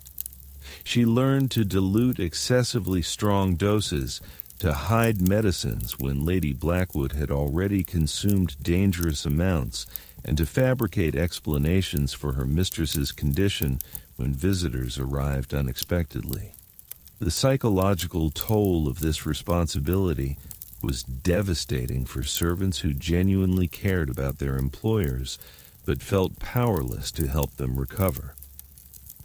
Eleanor wrote movingly about watching Lady Blackwood's gradual transformation from an intelligent, accomplished woman into a hollow shell who existed only to consume her next dose of medicine. The grief of witnessing this decline, combined with the impossibility of discussing it with anyone, created a form of isolation that many servants found unbearable. Some household staff attempted to intervene by diluting their mistress's medicines or hiding bottles to force periods of abstinence. But these well-intentioned efforts usually backfired, creating withdrawal crises that were interpreted as evidence of worsening health conditions requiring even stronger medications. Servants who were discovered tampering with medicines faced immediate dismissal without references, making such interventions professionally suicidal. The network of servants working for laudanum-addicted employers developed its own informal communication system, sharing information about effective management strategies and warning each other about particularly dangerous situations. These networks represented one of the few sources of support available to people dealing directly with the realities of Victorian opium addiction. But they operated in complete secrecy to protect both servants and employers from social exposure. The children of laudanum-addicted mothers developed survival strategies that would shape their approach to relationships and authority for the rest of their lives. They learned to function as amateur physicians, recognizing the difference between their mother's various states of intoxication and understanding when adult intervention might be necessary to prevent medical emergencies. Young Timothy Ashworth became expert at managing his mother's laudanum addiction by age 10, having learned through painful experience that his survival depended on accurately reading her condition and responding appropriately. When his mother had taken too much medicine, Timothy would help her to bed and monitor her breathing until the danger passed. When she was experiencing withdrawal, he would bring her tea and remain nearby to provide comfort during the worst symptoms. Timothy's childhood responsibilities included tasks that no child should have been asked to perform. He learned to forge his mother's handwriting to write excuses for missed social obligations, to lie convincingly to visitors about his mother's whereabouts, and to manage household finances when his mother was too impaired to handle money responsibly. Most tragically, he became skilled at hiding evidence of his mother's condition from his father, understanding instinctively that family stability depended on maintaining elaborate deceptions. The hypervigilance required for these responsibilities created lasting psychological changes that affected Timothy's development well into adulthood. He became unable to relax completely, always scanning his environment for signs of crisis or danger. He developed an exaggerated sense of responsibility for other people's emotional states, believing that he could prevent disasters through careful attention and appropriate intervention. Timothy's relationship with his mother was complicated by the fact that her personality changed dramatically depending on her medication status.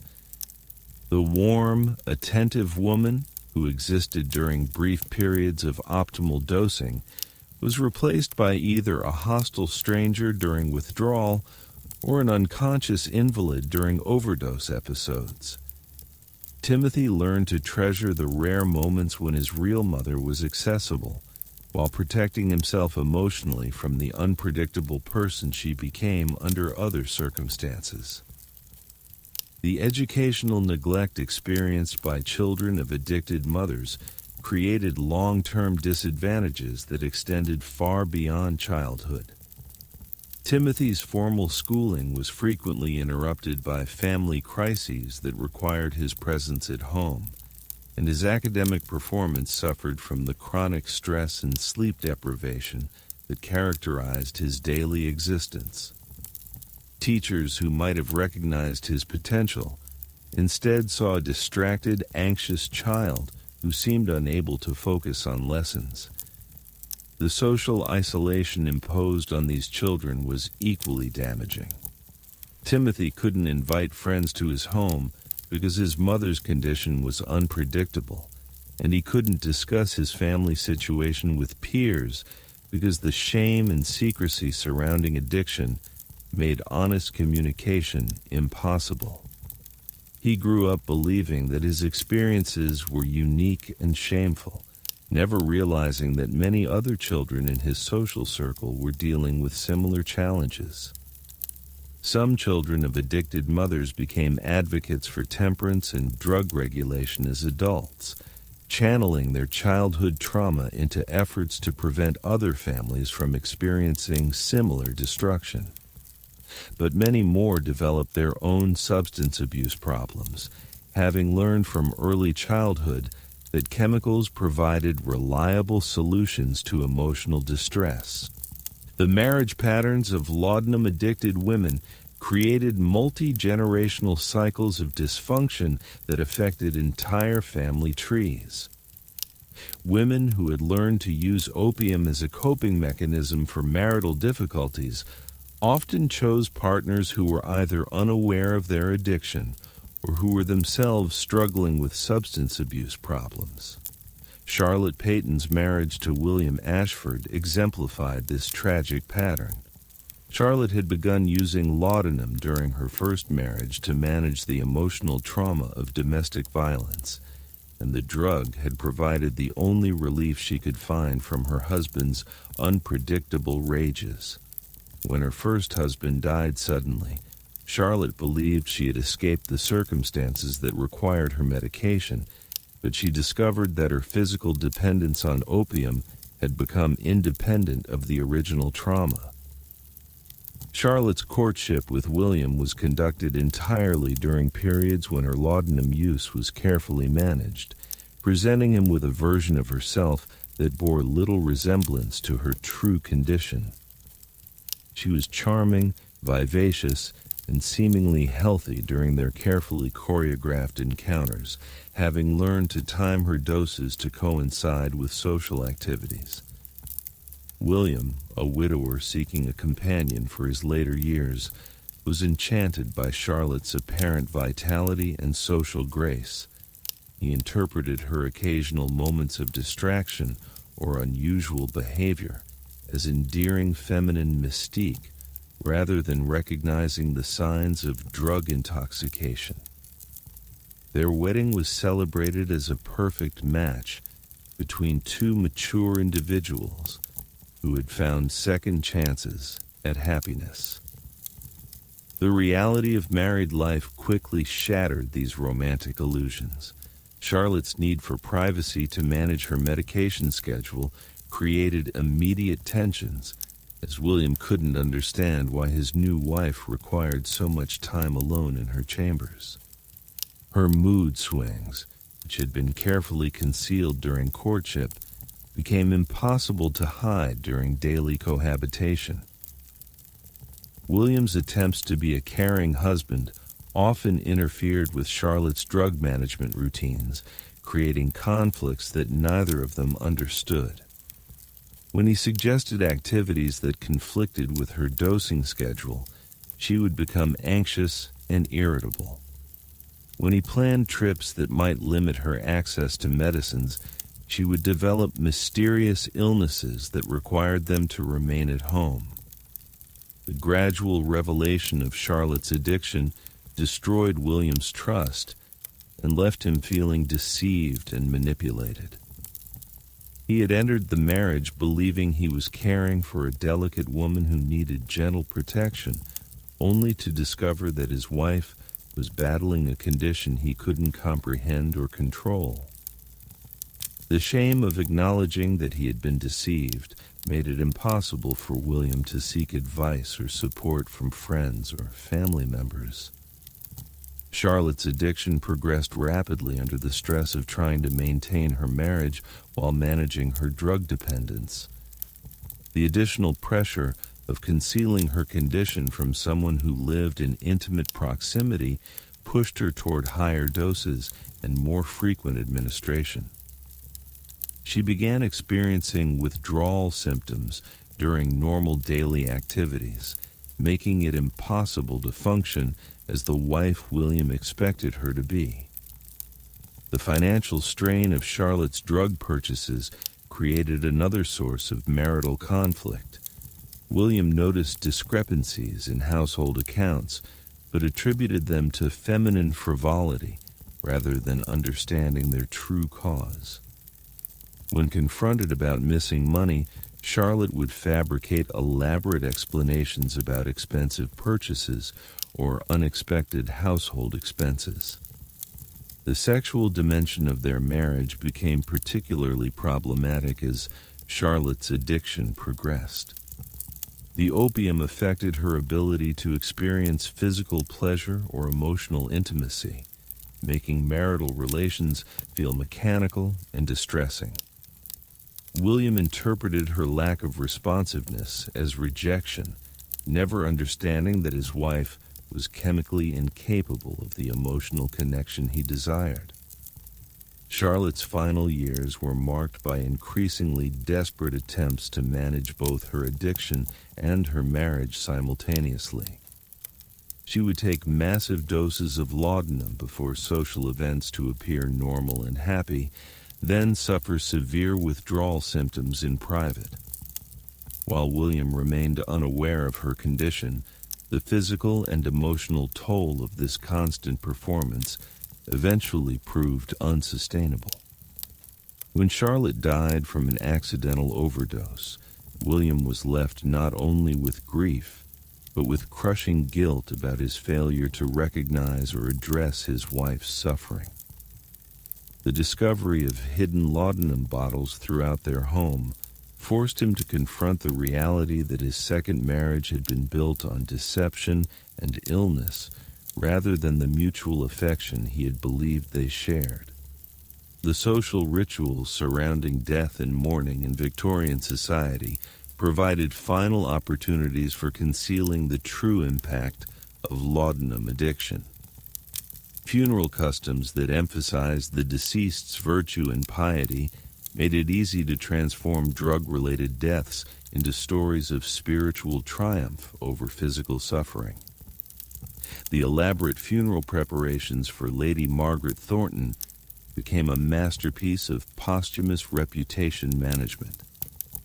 Margaret had died after consuming what her maid later described as enough laudanum to kill several people, but her family presented her death as the peaceful conclusion of a long struggle with nervous exhaustion. Margaret's body was displayed in her finest silk gown, her face carefully arranged to suggest serene acceptance of divine will rather than the rictus of opium poisoning that had characterized her actual death. Cosmetics concealed the yellowed complexion and sunken features that had marked her final years, while strategic lighting minimized the physical evidence of chronic drug abuse. The funeral service emphasized Margaret's patience in bearing suffering, her devotion to charitable causes, and her exemplary fulfillment of feminine duties. The minister spoke movingly about her gentle spirit and unwavering faith, constructing a narrative of noble endurance that bore no resemblance to the desperate addiction that had actually claimed her life. Margaret's husband commissioned an elaborate memorial stone that described her as a loving wife and mother who had been called home after years of faithful service to family and community. The inscription made no reference to the medicine bottles found clutched in her hands or to the suicide note discovered in her writing desk, expressing her despair about her inability to overcome her dependence on laudanum. The mourners who attended Margaret's funeral included dozens of women who were themselves struggling with similar addictions, but the social codes governing such gatherings prevented any acknowledgement of shared experience. They stood in silent solidarity, recognizing their own fate in Margaret's carefully sanitized death, while maintaining the public fiction that such tragedies were rare and inexplicable. The newspaper obituaries that appeared following these funerals developed their own coded language for describing laudanum-related deaths. Phrases like, "after a long illness borne with Christian fortitude," or "succumbed to nervous exhaustion," became standard euphemisms that informed readers about the true cause of death while maintaining plausible deniability. The memorial practices surrounding these deaths served to perpetuate the very conditions that had caused them. By transforming addiction into martyrdom and overdose into peaceful transition, Victorian society avoided confronting the systematic problems that were destroying its female population. Each funeral became another opportunity to reinforce the deadly fiction that laudanum use was both normal and virtuous. The economic impact of the laudanum epidemic extended far beyond the pharmaceutical industry, creating ripple effects that influenced everything from domestic service wages to inheritance patterns. Families dealing with addicted members found themselves managing financial crises that threatened their long-term stability and social position. The Blackwood family's economic decline illustrated how laudanum addiction could destroy even substantial fortunes over time. Lady Blackwood's escalating drug consumption had required increasingly creative financing methods, beginning with small deceptions about household expenses and eventually progressing to major financial manipulations that compromised the family's entire estate. By the height of her addiction, Lady Blackwood was spending more on laudanum than the family allocated for all other household expenses combined.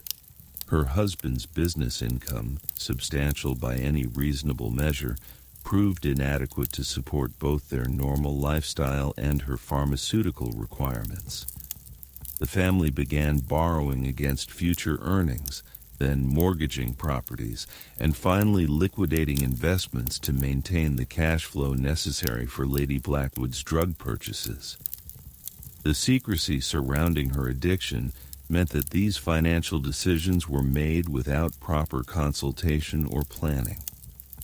Mr. Blackwood attributed their mounting debts to general economic difficulties, rather than understanding that his wife's medical expenses were consuming their capital.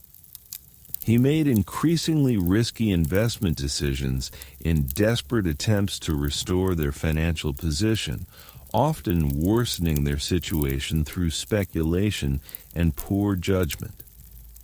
The social pressure to maintain appearances while managing financial crisis created additional stress that affected every family member.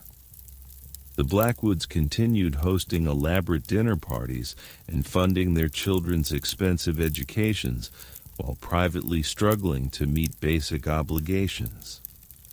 Servants' wages were delayed, suppliers' bills went unpaid, and creditors grew increasingly insistent, but the family maintained the fiction of continued prosperity.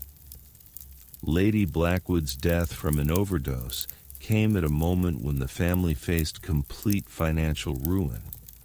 Her funeral expenses, paid for with borrowed money, represented the final drain on resources that had been systematically depleted over years of hidden addiction.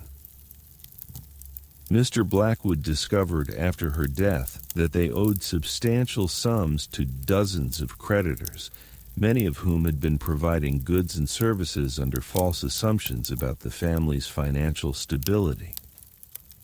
The children of laudanum-addicted mothers often inherited not only their mother's debts, but also their psychological predisposition toward substance abuse. Young Edward Blackwood, who had spent his teenage years watching his family's mysterious financial decline, began drinking heavily as soon as he left home for university. His alcoholism developed as a coping mechanism for childhood trauma and created new financial drains that perpetuated the cycle of addiction and economic instability. The marriage prospects of children from laudanum-affected families were often severely compromised by both financial constraints and social suspicions about hereditary weakness.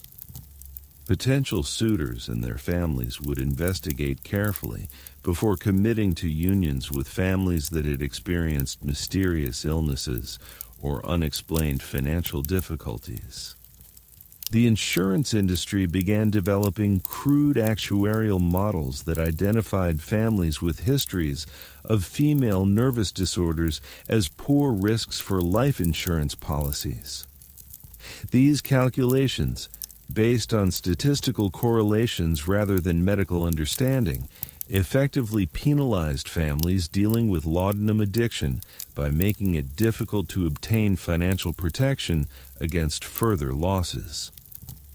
The legal profession developed specialized expertise in managing the complex estate issues created by laudanum-related deaths.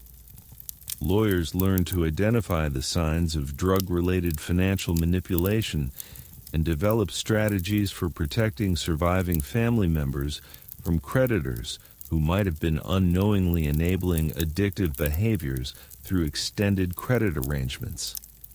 The banking industry's response to the laudanum epidemic revealed both the scope of the problem and society's continued denial of its existence. Bank managers began recognizing patterns of account activity that suggested customer drug addiction, but they developed policies designed to protect institutional interests rather than to help struggling families address underlying problems. Private banks serving wealthy clientele noticed increasing numbers of female customers who made frequent small withdrawals that didn't correspond to normal household expense patterns. These women would visit multiple branches, often accompanied by servants, to conduct transactions that seemed designed to avoid attracting attention to their total withdrawal amounts. Bank officers learned to recognize the physical signs of laudanum intoxication in customers who arrived to conduct business while heavily medicated. They developed procedures for handling clients who seemed confused about transaction amounts or who signed documents with obviously impaired judgment. But these protective measures were designed to limit institutional liability rather than to provide assistance to customers who were clearly struggling with serious problems. The correspondence between banks and their laudanum-addicted customers revealed the elaborate deceptions required to maintain addiction while preserving social respectability. Women would write detailed letters explaining unusual account activity, creating fictional expenses and fabricating financial emergencies to justify their frequent need for cash. Mrs. Penelope Ashworth's letters to her private banker provided a masterclass in the creative accounting required to fund laudanum addiction without arousing suspicion. She described non-existent home repairs, fictional medical expenses for imaginary relatives, and elaborate charity commitments that supposedly required regular cash donations. Her banker, recognizing the implausibility of her explanations but reluctant to challenge a valued customer, simply processed her requests while maintaining careful records that documented the progression of her financial deception. The banking industry's files contained hundreds of similar cases, representing a hidden archive of the laudanum epidemic's financial impact. These records, preserved in institutional vaults long after the customers had died, provided statistical evidence of addiction's prevalence among upper-class Victorian women. But the information remained buried in confidential business files, never contributing to public understanding of the crisis. The international banking networks that served wealthy Victorian families created opportunities for particularly sophisticated financial manipulations designed to conceal drug-related expenses. Women could transfer funds between accounts in different countries, ostensibly for travel or investment purposes, while actually financing laudanum purchases that would be difficult to trace through normal channels. Lady Catherine Morrison developed an elaborate system of international transfers that allowed her to purchase opium through foreign suppliers without creating obvious connections to her domestic financial activities. She would transfer substantial sums to European banks, claiming to be investing in continental business opportunities, then use these funds to purchase drugs through networks of international dealers who specialized in serving wealthy English customers. The complexity of these international arrangements provided perfect cover for addiction-related expenses while creating financial webs that became increasingly difficult to unravel. When Lady Catherine died from an overdose, her executors discovered that she had established accounts in 7 different countries, many of which contained evidence of drug purchases that had been ongoing for years. The foreign exchange aspects of international drug purchases created additional opportunities for financial manipulation that further concealed the true cost of laudanum addiction. Women could claim currency losses to explain missing funds, or could exaggerate the expenses associated with international travel to cover the cost of drugs purchased abroad. The development of international telegraph networks during the Victorian era made it possible to coordinate these complex financial arrangements across vast distances. But the same technology also created new opportunities for discovery when family members or legal authorities began investigating suspicious account activities. The telegraph companies that processed messages related to drug purchases became unwitting participants in the laudanum trade, handling coded communications between addicted customers and their suppliers across national boundaries. The standardized forms used for international telegrams preserved evidence of these transactions in company archives, creating another hidden record of the epidemic's scope and international character. The maritime industry played a crucial role in supplying the international opium trade that fed Victorian laudanum addiction. Ship captains and crew members developed sophisticated smuggling networks that transported drugs alongside legitimate cargo, often with the knowledge and cooperation of customs officials who had been bribed or who simply didn't understand the medical significance of the substances they were allowing to pass through their ports.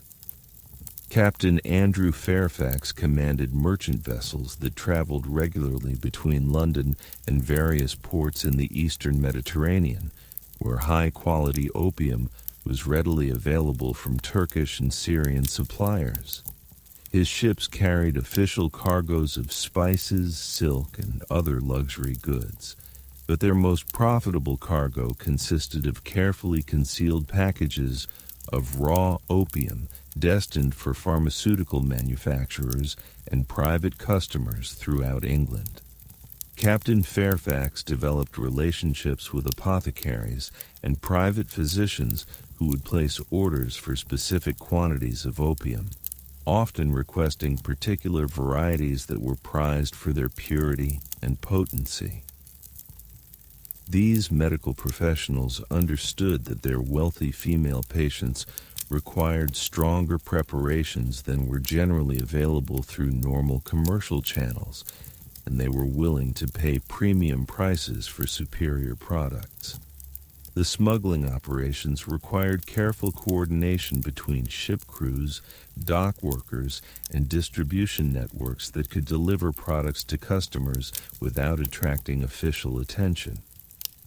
Captain Fairfax employed a network of servants, delivery men, and shop assistants who could transport drugs from ships to customers while maintaining the appearance of conducting legitimate business.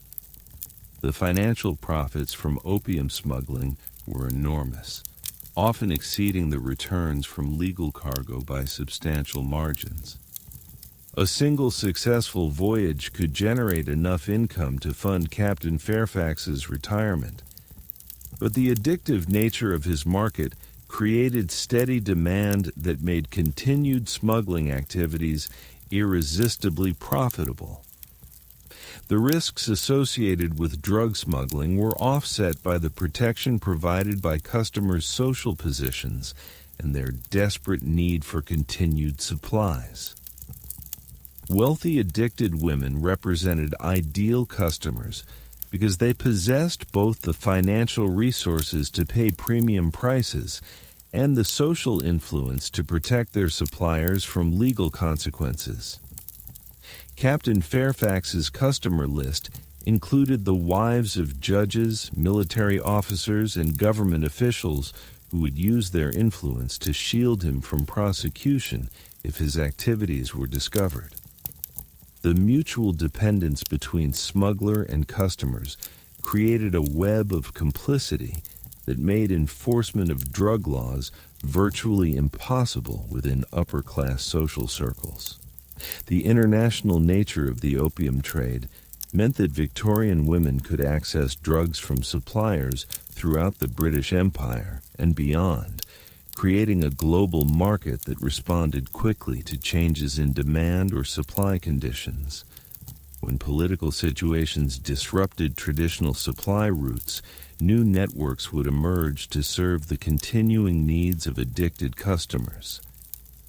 The Crimean War created temporary shortages of Turkish opium that forced Victorian suppliers to develop alternative sources in India and China. These new supply chains introduced different varieties of opium with varying potencies and effects, creating additional dangers for customers who couldn't accurately gauge the strength of unfamiliar products.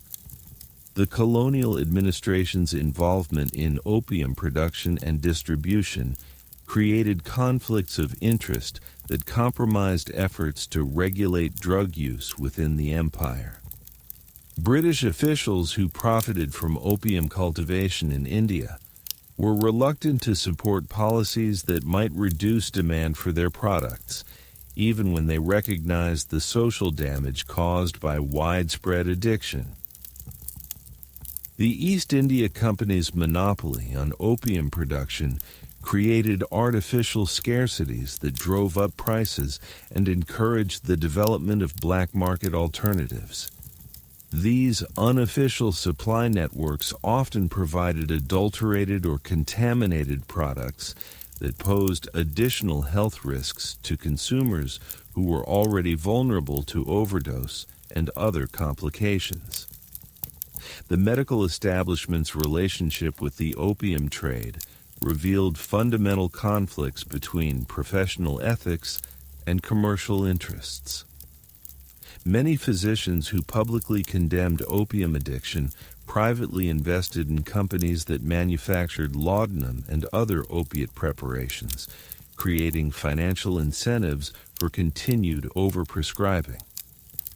Dr. William Hartwell maintained a respectable medical practice that specialized in treating nervous disorders among wealthy women, but his private investments included substantial holdings in 3 different pharmaceutical companies that manufactured the very products he prescribed to his patients.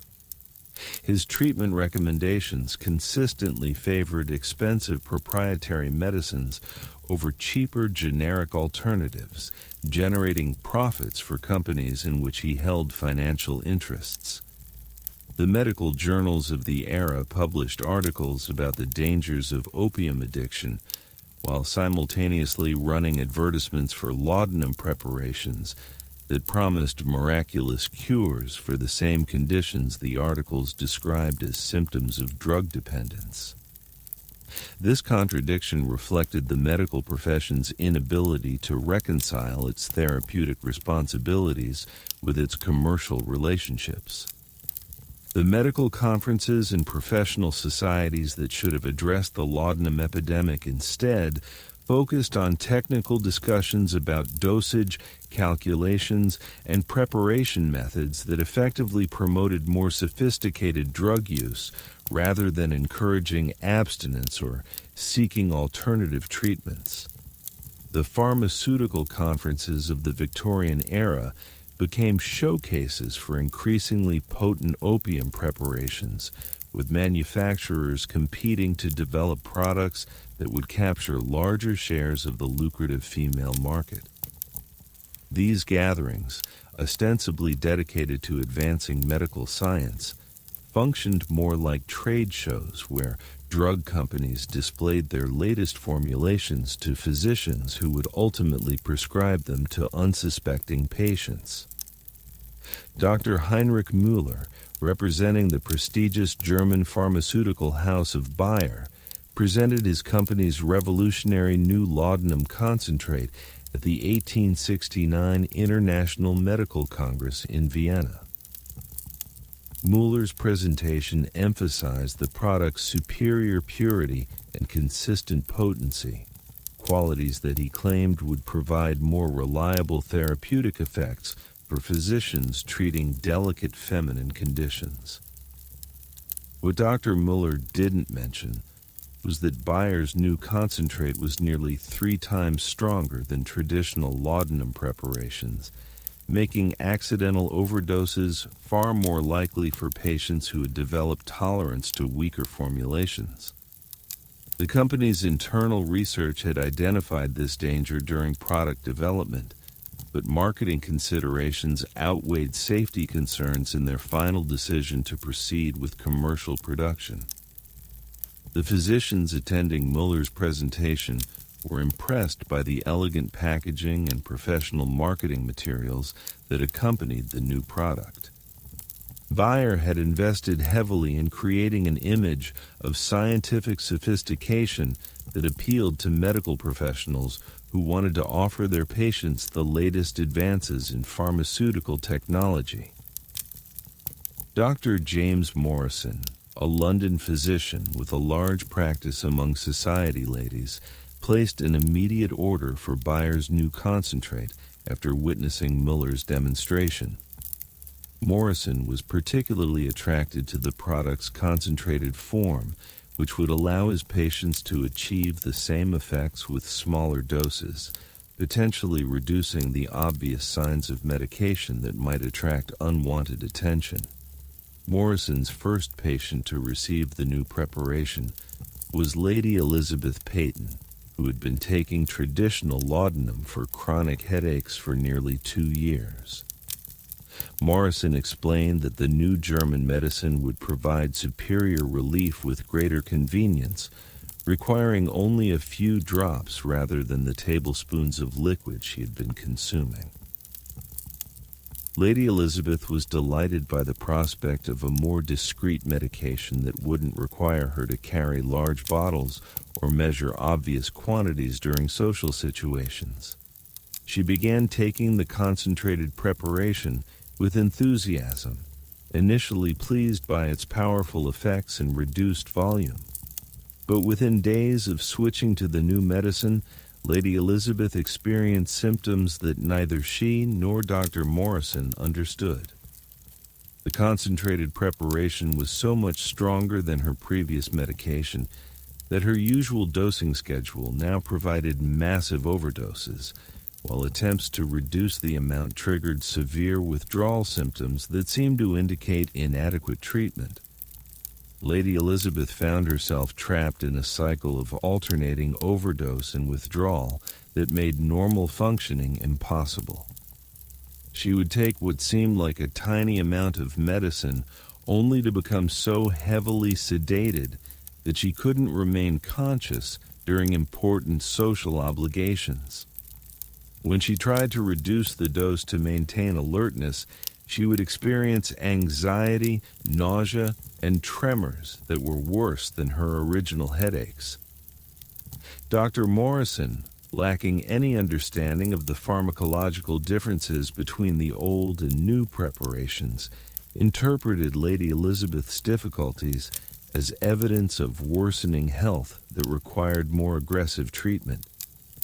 He increased her dosing schedule and added supplementary medications to address what he perceived as new symptoms of her underlying condition.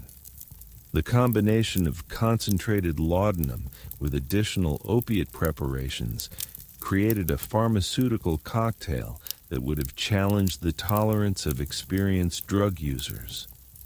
Lady Elizabeth, who had never intended to become addicted to any substance, found herself consuming amounts of opiates that exceeded the daily intake of professional drug dealers in London's East End. Her physical transformation was rapid and dramatic. Within weeks of beginning the new treatment, Lady Elizabeth had lost significant weight, developed a persistent tremor, and begun experiencing hallucinations that made social interaction increasingly difficult. Her skin took on the waxy yellowish appearance characteristic of chronic opium poisoning, while her pupils remained constricted even in dim lighting. The servants in the Peyton household watched their mistress's decline with growing alarm. Mary Sullivan, Lady Elizabeth's personal maid, later described finding her employer unconscious in her sitting room on multiple occasions, sometimes with the concentrated medicine bottle still clutched in her hand. Mary's attempts to express concern about Lady Elizabeth's condition were dismissed by both her employer and Dr. Morrison, who explained that servants couldn't be expected to understand the complexities of medical treatment for sophisticated nervous disorders. Mary was instructed to ensure that Lady Elizabeth's privacy was protected and that her medication schedule was maintained exactly as prescribed. The isolation imposed by her deteriorating condition meant that Lady Elizabeth had no opportunity to compare her experiences with those of other women who might have warned her about the dangers of concentrated opium preparations. She existed in a medical bubble created by Dr. Morrison's confident pronouncements and her family's trusting acceptance of his expertise. Lady Elizabeth's husband, Sir Thomas Peyton, noticed his wife's dramatic changes, but accepted Dr. Morrison's explanations that her symptoms represented the natural progression of her underlying nervous condition. Sir Thomas had built his successful business career on trusting expert advice, and he applied the same approach to his wife's medical treatment. The financial cost of Lady Elizabeth's treatment escalated dramatically as her tolerance to the concentrated preparation increased. Dr. Morrison's bills, which had been substantial but manageable during her treatment with traditional laudanum, began consuming significant portions of the family's discretionary income. The concentrated medicine itself was far more expensive than conventional preparations, and Dr. Morrison's frequent consultations added additional charges. Sir Thomas began to question the value of his wife's medical expenses when her condition continued to worsen despite increasingly costly treatments. But his concerns about financial prudence were overwhelmed by his fear that reducing medical support might contribute to Lady Elizabeth's suffering or death. The social obligations that had once defined Lady Elizabeth's existence became impossible to fulfill as her addiction to the concentrated preparation progressed. She would agree to attend charity functions or dinner parties, then find herself too heavily sedated or too anxious about missing doses to leave her home. Her friends began to speculate about the mysterious illness that was transforming the vivacious woman they had known into a reclusive invalid. The most charitable interpretations suggested that Lady Elizabeth was suffering from consumption or some other wasting disease that required privacy and rest. Less charitable observers whispered about nervous breakdowns or hereditary madness that might explain her withdrawal from society. Lady Elizabeth's final public appearance occurred at a women's charity luncheon where she had promised to speak about support for orphaned children. She arrived at the event having taken what she calculated to be a moderate dose of her medicine, hoping to remain alert and articulate during her presentation, but her tolerance calculations proved fatally inaccurate. The concentrated preparation's unpredictable absorption rate meant that the effects hit her more suddenly and powerfully than anticipated. She began her speech normally, discussing the plight of homeless children with her usual passion and eloquence. Midway through her remarks, Lady Elizabeth's words began to slur, and she started repeating sentences without seeming to realize her error. Her audience, composed of society ladies who had known her for years, watched in horrified silence as she swayed behind the podium, struggling to maintain her balance while attempting to continue her presentation. The speech ended when Lady Elizabeth collapsed onto the luncheon table, scattering fine china and flower arrangements while losing consciousness completely. The women in attendance assumed she had suffered some sort of seizure or fainting spell brought on by her delicate constitution and the stress of public speaking. Dr. Morrison, summoned to treat Lady Elizabeth at the scene of her collapse, attributed her condition to nervous exhaustion and prescribed complete rest along with increased doses of her medication to prevent similar episodes in the future. He assured Sir Thomas that such incidents were common among ladies of refined sensibility who overtax their delicate systems. Lady Elizabeth never recovered from the humiliation of her public collapse. The incident confirmed her worst fears about her inability to control her medication effects, while the sympathetic concern expressed by her friends made her feel like a fraud who was deceiving people about her true condition. She began taking larger doses of the concentrated preparation to achieve the sense of peace and detachment that had initially attracted her to laudanum use. But the powerful medicine now required dangerous amounts to produce the desired effects, creating a pharmaceutical Russian roulette where each dose might be her last. Lady Elizabeth's death occurred on a quiet Tuesday afternoon as she sat in her favorite garden chair, reading a novel she had enjoyed before her addiction began. Mary Sullivan found her employer's body several hours later, the book still open in her lap and the concentrated medicine bottle empty beside her. The official cause of death was recorded as heart failure brought on by chronic nervous exhaustion, a diagnosis that satisfied the coroner and preserved the family's reputation. Dr. Morrison signed the death certificate without hesitation, genuinely believing that Lady Elizabeth had succumbed to the progressive nervous disorder he had been treating. The funeral arrangements reflected the social standing Lady Elizabeth had maintained throughout her addiction, with hundreds of mourners attending services that celebrated her charitable works and feminine virtues. The minister spoke movingly about her patient endurance of suffering and her devotion to helping society's most vulnerable members. Sir Thomas commissioned a memorial window in the local church that depicted Lady Elizabeth as an angel of mercy watching over orphan children. The image became a lasting symbol of the Victorian feminine ideal, commemorating a woman whose actual death had resulted from the pharmaceutical industry's reckless pursuit of profit and the medical profession's dangerous ignorance about addiction. The concentrated laudanum preparations that had killed Lady Elizabeth continued to be marketed aggressively throughout England and America, with manufacturers developing even more potent formulations to capture competitive advantages in the expanding market for feminine medicines. The lessons that might have been learned from her death remained hidden behind the elaborate deceptions that Victorian society used to protect itself from uncomfortable truths.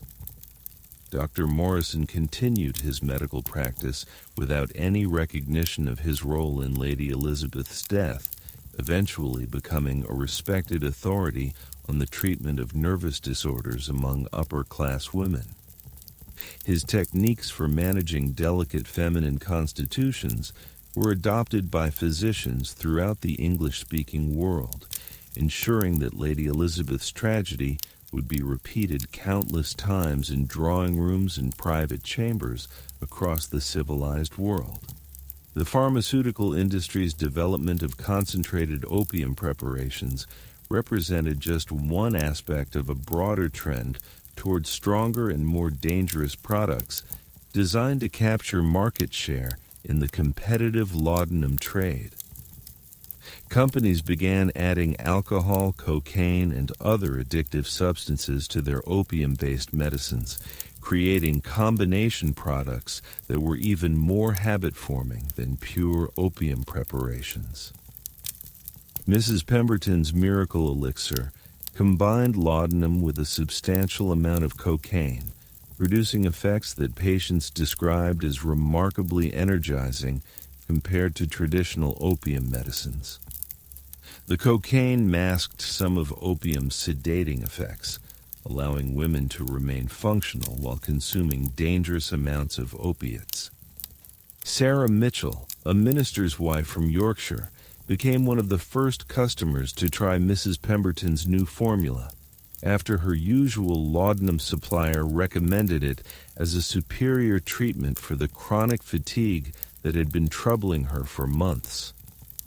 Sarah was immediately impressed by the elixir's ability to provide pain relief without the drowsiness that had been interfering with her church duties.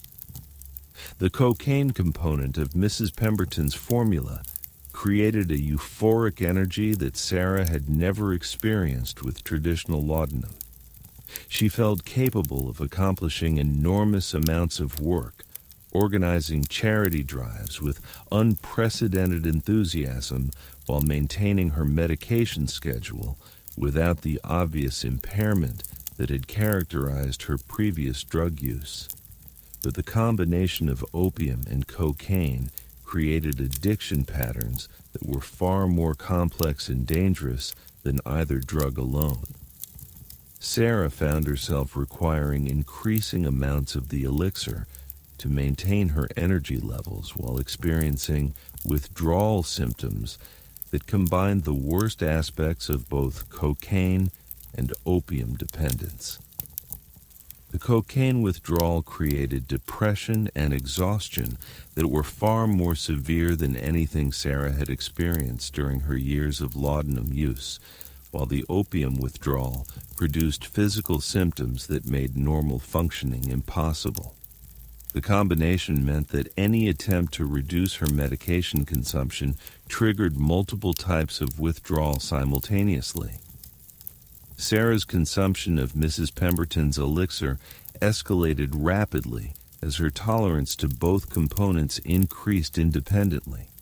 She progressed from taking the recommended dose twice daily to consuming entire bottles at single sittings, driven by craving patterns that were more intense and unpredictable than traditional opium addiction.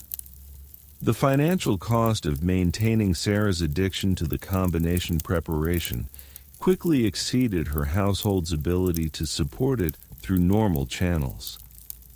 Mrs. Pemberton's formula was significantly more expensive than traditional laudanum, and Sarah's escalating consumption created budget crises that forced her to seek alternative funding sources. Sarah began embezzling money from church collections, initially taking small amounts that she intended to replace before anyone noticed their absence. But her addiction progressed faster than her ability to conceal the theft, and the missing funds eventually attracted the attention of church auditors who discovered systematic financial manipulation spanning several months. The scandal of a minister's wife stealing from church funds created a crisis that extended far beyond Sarah's personal addiction. Her husband faced demands for his resignation from parishioners who could no longer trust his family's moral leadership, while the church congregation split between those who supported forgiveness and those who demanded accountability. Sarah's trial for embezzlement became a public spectacle that exposed the reality of feminine drug addiction to communities that had preferred to ignore its existence. The evidence presented in court included detailed records of her medicine purchases, creating an official record of consumption levels that shocked even experienced physicians. The prosecuting attorney used Sarah's case to argue for stricter regulation of patent medicines, pointing to her addiction as evidence that pharmaceutical companies were deliberately creating products designed to foster dependence. But the defense countered that Sarah's condition was a medical issue rather than a criminal matter, arguing that she should receive treatment rather than punishment. The jury's verdict reflected society's confusion about how to address drug addiction among respectable women. They found Sarah guilty of theft, but recommended lenient sentencing based on her medical condition, creating a legal precedent that acknowledged both the reality of addiction and the need for social accountability when drug dependence led to criminal behavior. Sarah's sentencing hearing revealed the complete inadequacy of the legal system's response to laudanum addiction. The judge, lacking any understanding of addiction treatment, sentenced her to 6 months in prison, followed by mandatory residence in a private sanitarium where she would receive medical supervision. This approach satisfied no one while helping nothing. The prison environment proved catastrophic for Sarah's physical and mental health. Cut off from her medication supply without medical supervision, she experienced withdrawal symptoms so severe that prison doctors feared for her life. They had no training in addiction treatment and no protocols for managing opiate withdrawal, leaving Sarah to suffer through hallucinations, convulsions, and delirium that lasted for weeks. The other female prisoners, mostly prostitutes and thieves from London's poorest neighborhoods, initially viewed Sarah with suspicion and resentment. Her refined accent and obvious middle-class background marked her as different from their usual cellmates. But as they witnessed her withdrawal agony, many recognized symptoms they had seen in their own lives, or those of their associates who used opium recreationally. Mary Flanagan, a pickpocket serving time for theft, became Sarah's unofficial caretaker during the worst phases of withdrawal. Mary had grown up in London's East End, where opium use was common and openly acknowledged, giving her practical knowledge about managing withdrawal symptoms that prison officials lacked. Mary would sit beside Sarah during her worst moments, holding her hand steady when tremors made eating impossible, and talking her through panic attacks that left her gasping for breath. The bond formed between these two women from vastly different social backgrounds illustrated how laudanum addiction transcended class distinctions in its basic human impact. Sarah's experience in prison forced her to confront the reality of her addiction. Without the elaborate social mechanisms that had enabled her denial, stripped of her respectable identity and comfortable surroundings, she could no longer pretend that her drug use was simply medical treatment for legitimate health conditions. The sanitarium where Sarah was transferred after completing her prison sentence represented the era's most advanced approach to treating female addiction. But even these specialized facilities operated with limited understanding of effective treatment methods. The Willowbrook Institute for Nervous Disorders promised revolutionary treatments based on European methods, but their actual techniques differed little from the rest cures that had failed countless other women. Dr. Augustus Blackwell, Willowbrook's medical director, believed that feminine addiction resulted from moral weakness combined with physical delicacy that made women particularly susceptible to the corrupting influence of powerful medicines. His treatment protocol emphasized moral instruction, religious counseling, and gradual reduction of opiate medications under strict medical supervision.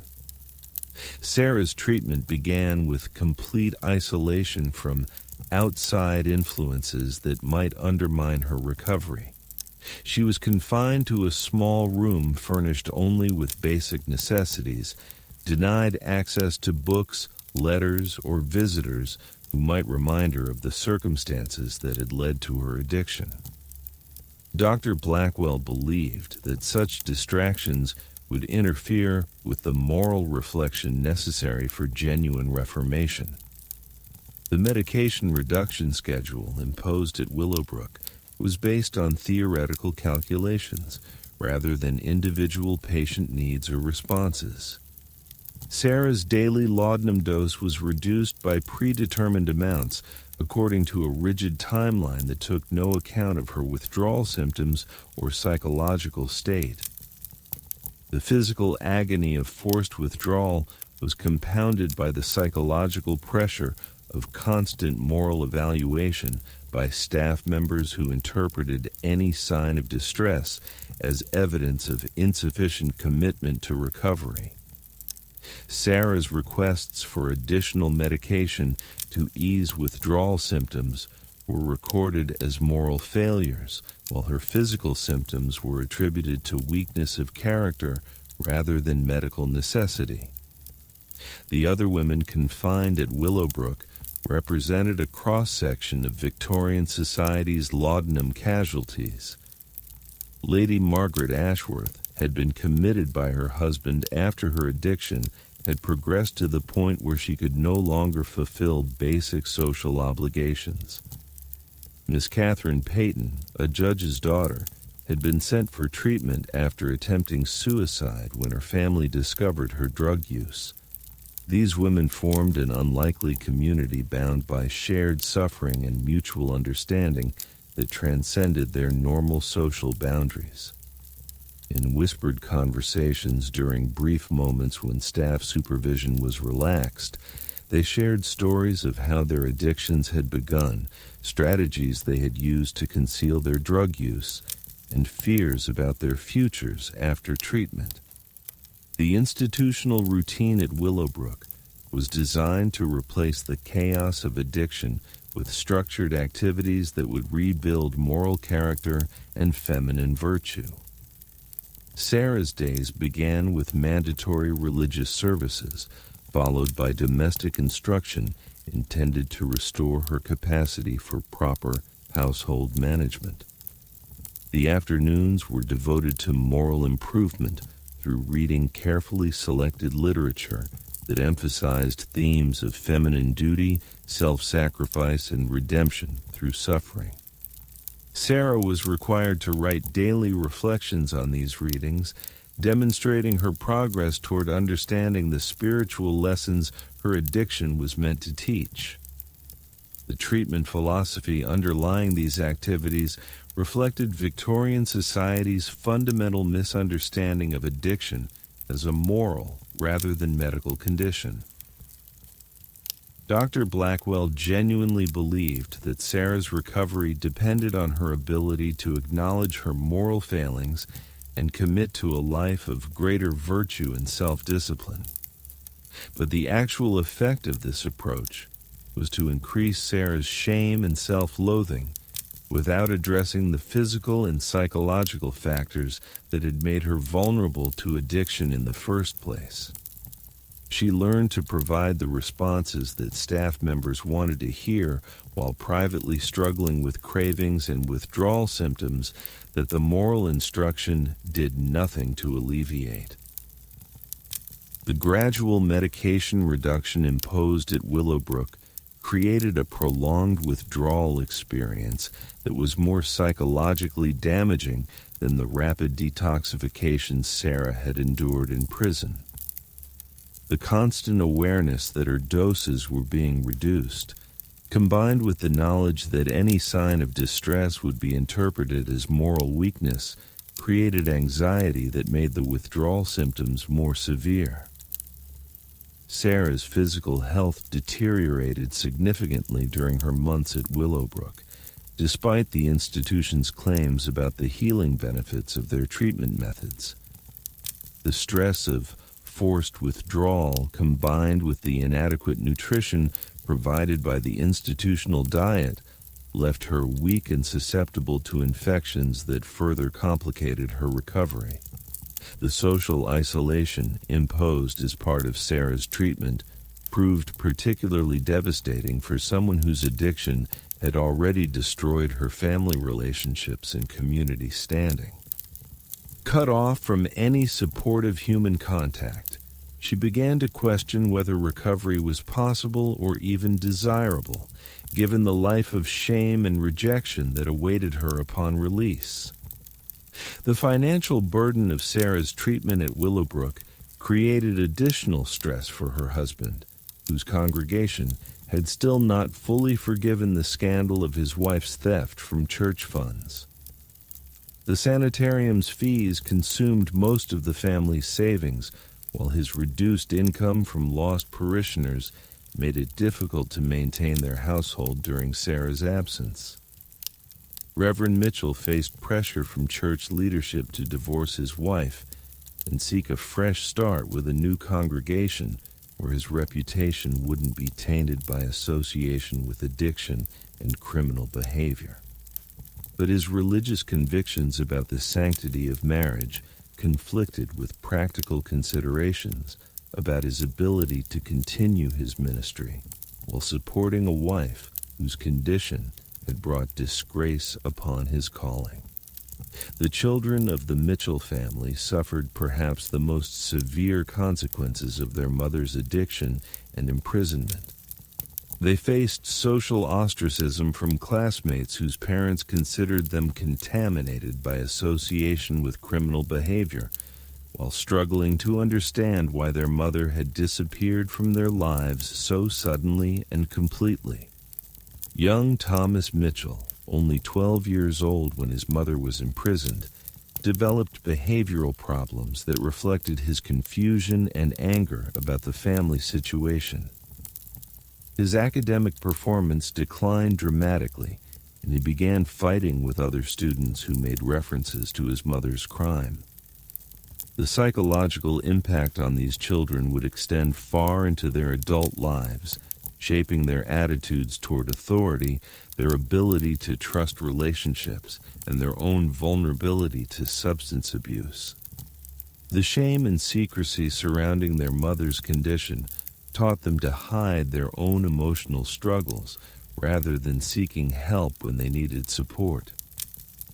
Sarah's eventual release from Willowbrook after 18 months of treatment represented a hollow victory for the institutional approach to addiction recovery. While she had successfully completed the medication reduction program and could demonstrate her ability to function without laudanum, the underlying issues that had made her vulnerable to addiction remained unaddressed. The woman who returned to her family bore little resemblance to the energetic minister's wife who had once organized charity drives and led women's prayer groups. Sarah had lost significant weight during her treatment. Her hair had become prematurely gray, and she moved with the hesitant gait of someone who had learned to distrust her own physical capabilities. The community's reception of Sarah's return reflected the mixed attitudes Victorian society held toward reformed addicts. While some parishioners expressed Christian forgiveness and welcomed her back into the congregation, others remained suspicious about whether her recovery was genuine and whether she could be trusted with responsibility or respect. Sarah's attempts to rebuild her life were hampered by the lasting physical effects of her addiction and treatment experience. The prolonged withdrawal had left her with chronic digestive problems, sleep disorders, and episodes of depression that made it difficult to maintain the emotional stability expected of a minister's wife. The financial consequences of Sarah's addiction continued to affect the Mitchell family for years after her recovery. The legal fees, treatment costs, and restitution payments had consumed their savings and forced them to accept a smaller, less prestigious congregation where Reverend Mitchell's damaged reputation was less well known. But perhaps the most lasting impact of Sarah's experience was her newfound understanding of addiction as a medical rather than moral condition. Having witnessed the suffering of other women at Willowbrook and experienced the inadequacy of moralistic treatment approaches, she began to advocate privately for better understanding of drug dependence among the women in her new community. Sarah's recovery, while incomplete and fragile, represented one of the rare success stories in Victorian addiction treatment.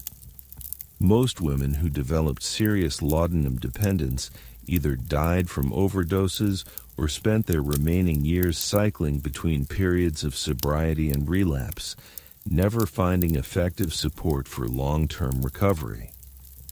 The pharmaceutical industry's response to growing awareness of addiction problems was to develop new marketing strategies that emphasized the safety and non-addictive nature of their products, rather than actually reformulating medicines to reduce their addictive potential.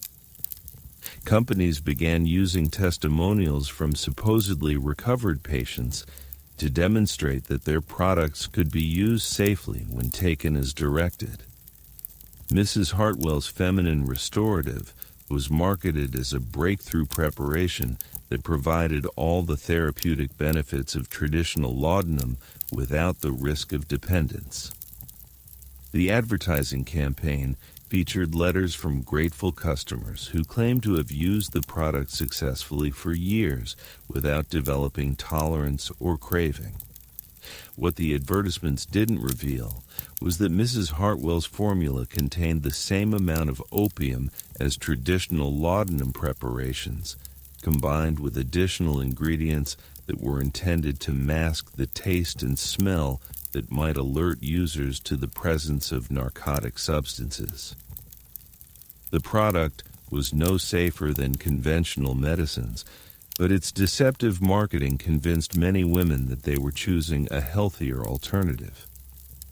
Caroline Whitmore began using Mrs. Hartwell's preparation after reading testimonials that promised effective treatment for nervous exhaustion, without the drowsiness and confusion she had experienced with previous medications. Carolyn was particularly attracted to the product's claim that it would allow her to maintain her active social schedule while receiving medical treatment. The initial effects of Mrs. Hartwell's formula seemed to confirm the advertising claims. Caroline felt energetic and capable while taking the medicine, and she didn't experience the obvious sedation that had characterized her previous laudanum use. She was able to attend dinner parties and charity events without appearing impaired, leading her to believe that she had finally found a safe and effective treatment. But within weeks of beginning the new preparation, Caroline noticed that she was taking the medicine more frequently than the label recommended. The effects seemed to wear off more quickly than expected, and she found herself reaching for additional doses to maintain the sense of well-being that had initially impressed her. Caroline's tolerance to Mrs. Hartwell's formula developed rapidly, requiring her to consume increasing amounts to achieve the same therapeutic effects. But because the medicine didn't produce obvious signs of intoxication, she was able to maintain the illusion that her use remained within normal medical bounds. The deceptive nature of Mrs. Hartwell's marketing created particularly dangerous situations for women like Caroline, who believed they were using safe alternatives to traditional laudanum. They would consume dangerous amounts of opium while remaining convinced that they were avoiding the addiction risks associated with older preparations. Caroline's consumption of Mrs. Hartwell's formula eventually exceeded that of many women who were using conventional laudanum preparations, but her continued ability to function socially prevented her from recognizing the severity of her dependence. She attributed her need for frequent doses to the particularly severe nature of her nervous condition, rather than understanding that she had developed tolerance to the opium in her medicine. The financial cost of maintaining Caroline's addiction to Mrs. Hartwell's preparation was substantial, as the product was priced as a premium medicine that commanded higher prices than generic laudanum preparations. But Caroline justified the expense by believing that she was investing in her health rather than feeding an addiction. Caroline's family noticed changes in her behavior and personality that they attributed to improvement in her underlying nervous condition. The energy and optimism she displayed while taking Mrs. Hartwell's formula seemed to indicate that she was finally receiving effective medical treatment, leading them to support her continued use of the expensive preparation. The tragic irony of Caroline's situation was that her family's well-intentioned support for what they believed was successful medical treatment actually enabled her progression toward a more severe addiction than she might have developed with conventional laudanum. The deceptive marketing of Mrs. Hartwell's formula had created a perfect storm of medical misinformation, family enablement, and pharmaceutical manipulation. The stories of Caroline Whitmore and countless others like her represent more than individual tragedies. They reveal a systematic failure that claimed an entire generation of Victorian women, hidden behind parlor doors and buried beneath layers of social respectability. These weren't isolated cases of moral weakness or feminine frailty. They were victims of an industry that prioritized profit over human life, a medical establishment that confused ignorance with expertise, and a society that chose comfortable lies over uncomfortable truths.